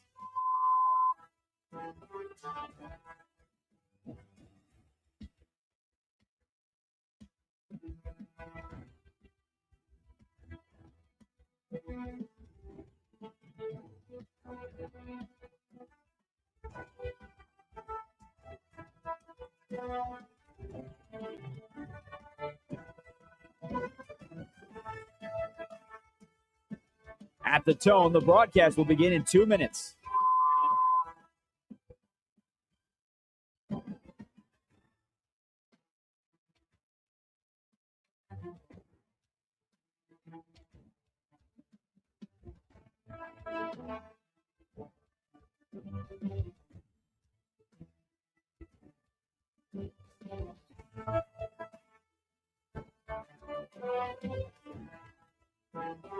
At the tone, the broadcast will begin in 1 minute, 30 seconds.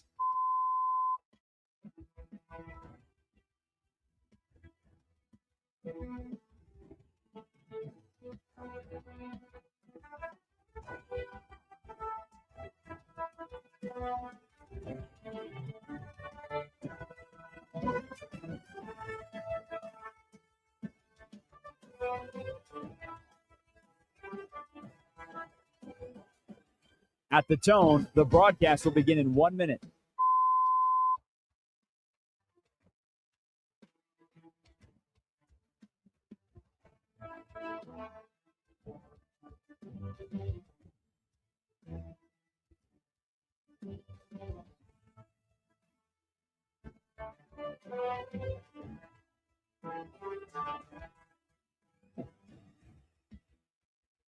Stations, this is your final time check. At the tone, the broadcast will begin in 30 seconds.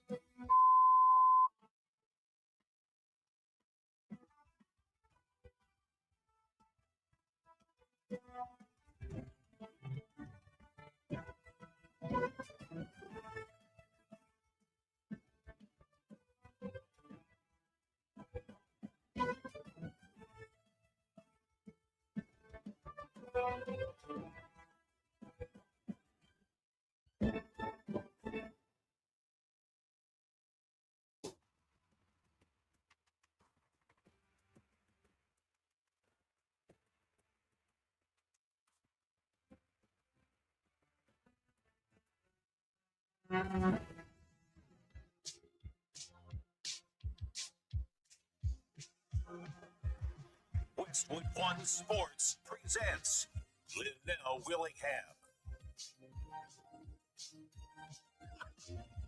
Westwood One Sports tonight continues. I almost just knocked the entire setup over. That's bad. If you're watching on stream, that's the benefit of keeping us on stream. You get to see me act a damn fool. You also get to see the handsome mug of our guy Will the Thrill Dalton, super producer of the program, here this evening. About 10 minutes left to go, man. We've gotten to 7 o'clock so damn fast. You notice that work doesn't feel like work, and it goes by fast when you're having a good darn time. Or as Will Dalton will say, a good darn time. Oh, good God. There we go. Yeah, I don't even think you've said enough words today for your accent to really shine through the way that I know it can. No. Maybe that was intentional. I don't know. Maybe I was trying to hide it. I'm shy about my accent. Do I seem very shy to you? Not at all. Not at all. You're just as National raunchy radio, as I I am. can't be shy.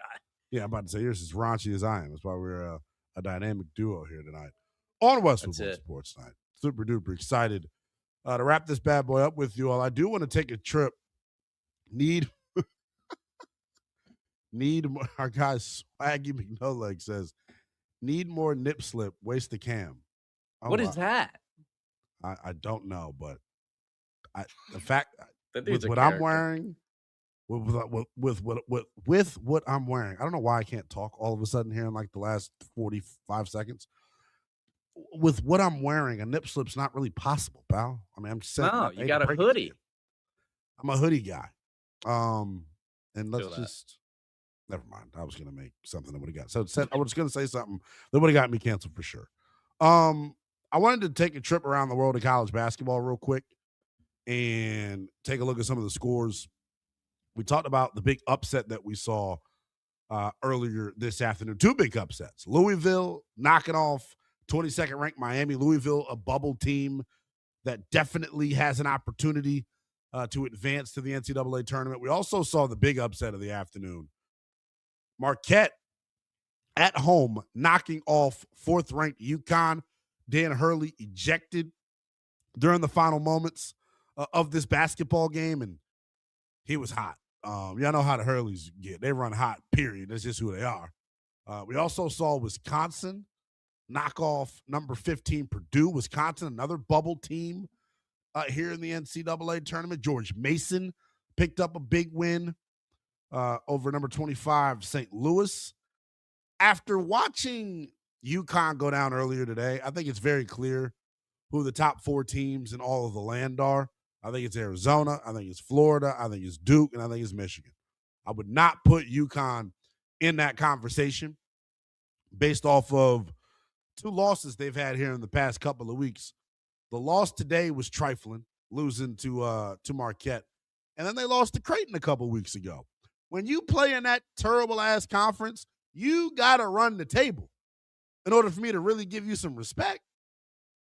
So I don't know how to feel about this UConn team. And when you're talking about, what helps you survive and advance in the month of March, I put a lot of stock into the culture, tradition, and history of a program. I feel that way about UConn. I felt that way in past tense, y'all. I felt that way about UConn. I don't know if I feel that way anymore. Will, do you agree with my top 4 teams right now in all of college basketball, or am I tripping? Do I need to tighten up?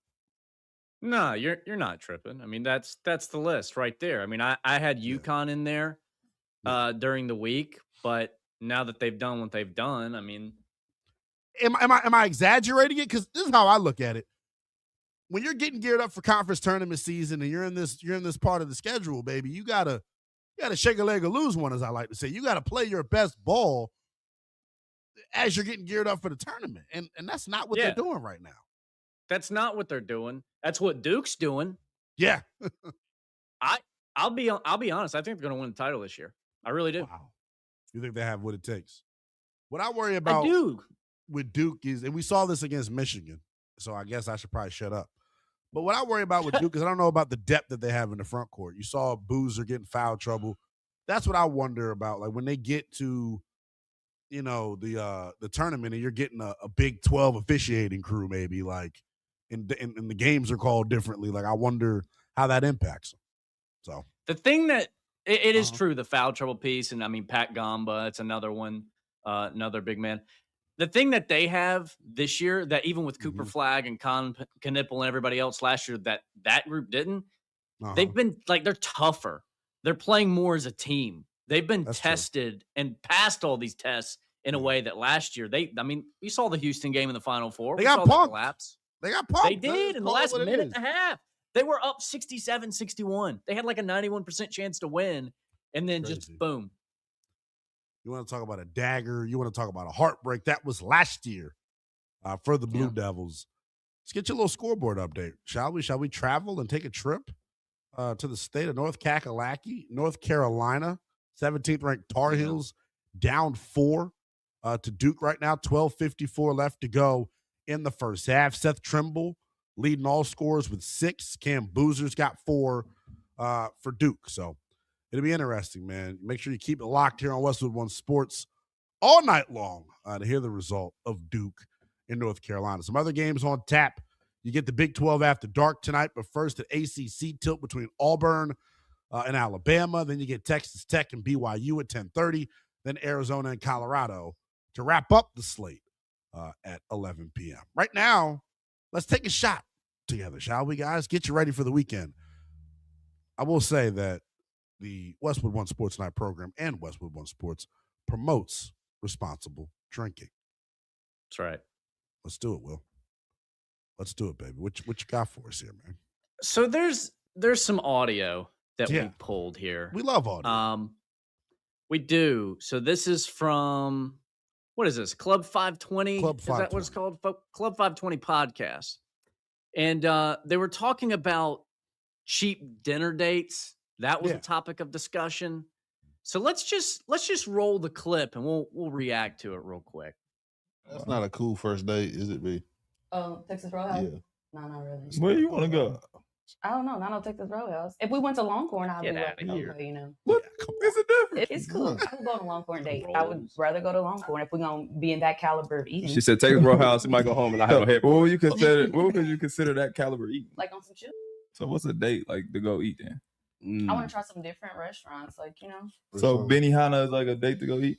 Benihana's is trash here. So on a first date? I mean, it's cool. It's like you have to get something to eat. Benihana, to meet up and get something to eat. Yeah, Benihana. I haven't went to Benihana. You consider Benihana the same thing as Texas? It's not like us going to Panera. Damn near. Disrespectful to the Oh, no. That's why you can't see no $30 for lunch. Hey, no, I'll be happy with $30 for lunch. So you can telling me Benihana is considered the same as Texas Roadhouse?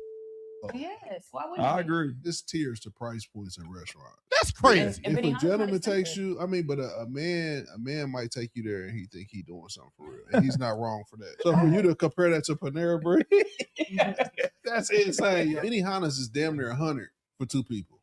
Definitely. That's cheap. $100 for two people? It's 50 a meal. And this economy? I'm saying, like, when I go out to eat, I spend money. So I feel like for two people, $100. Hey, get her the hell on up out of here. Shout out Club 520 Podcast. Wells, B-Hen, Jeff Teague.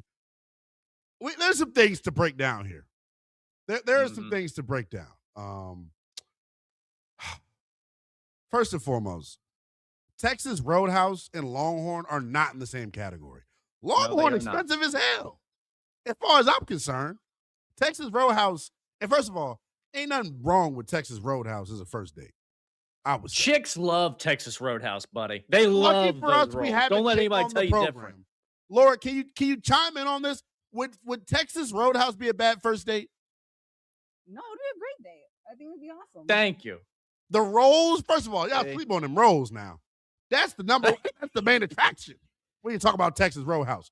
So I think the women on the Club 520 Podcast were just lunching, being a little bougie, as I like to call it. Oh, yeah. And also, look, myself, Will, the Third Dalton, we're bachelors here on the program. I promise you, if you try to hit me up on social media and you think Benihana is going to be our first date, you done bumped your damn head. Benihana on the first date? You got to earn that. Exactly. I'm not going first of all, I don't even do dinner on a first date. I do drinks. Drinks. You know what, Will? And that's why my pockets is flatter than yours. That's my damn problem. Maybe I should just kick it and do drinks on the first date. You're actually spitting crazy game right now.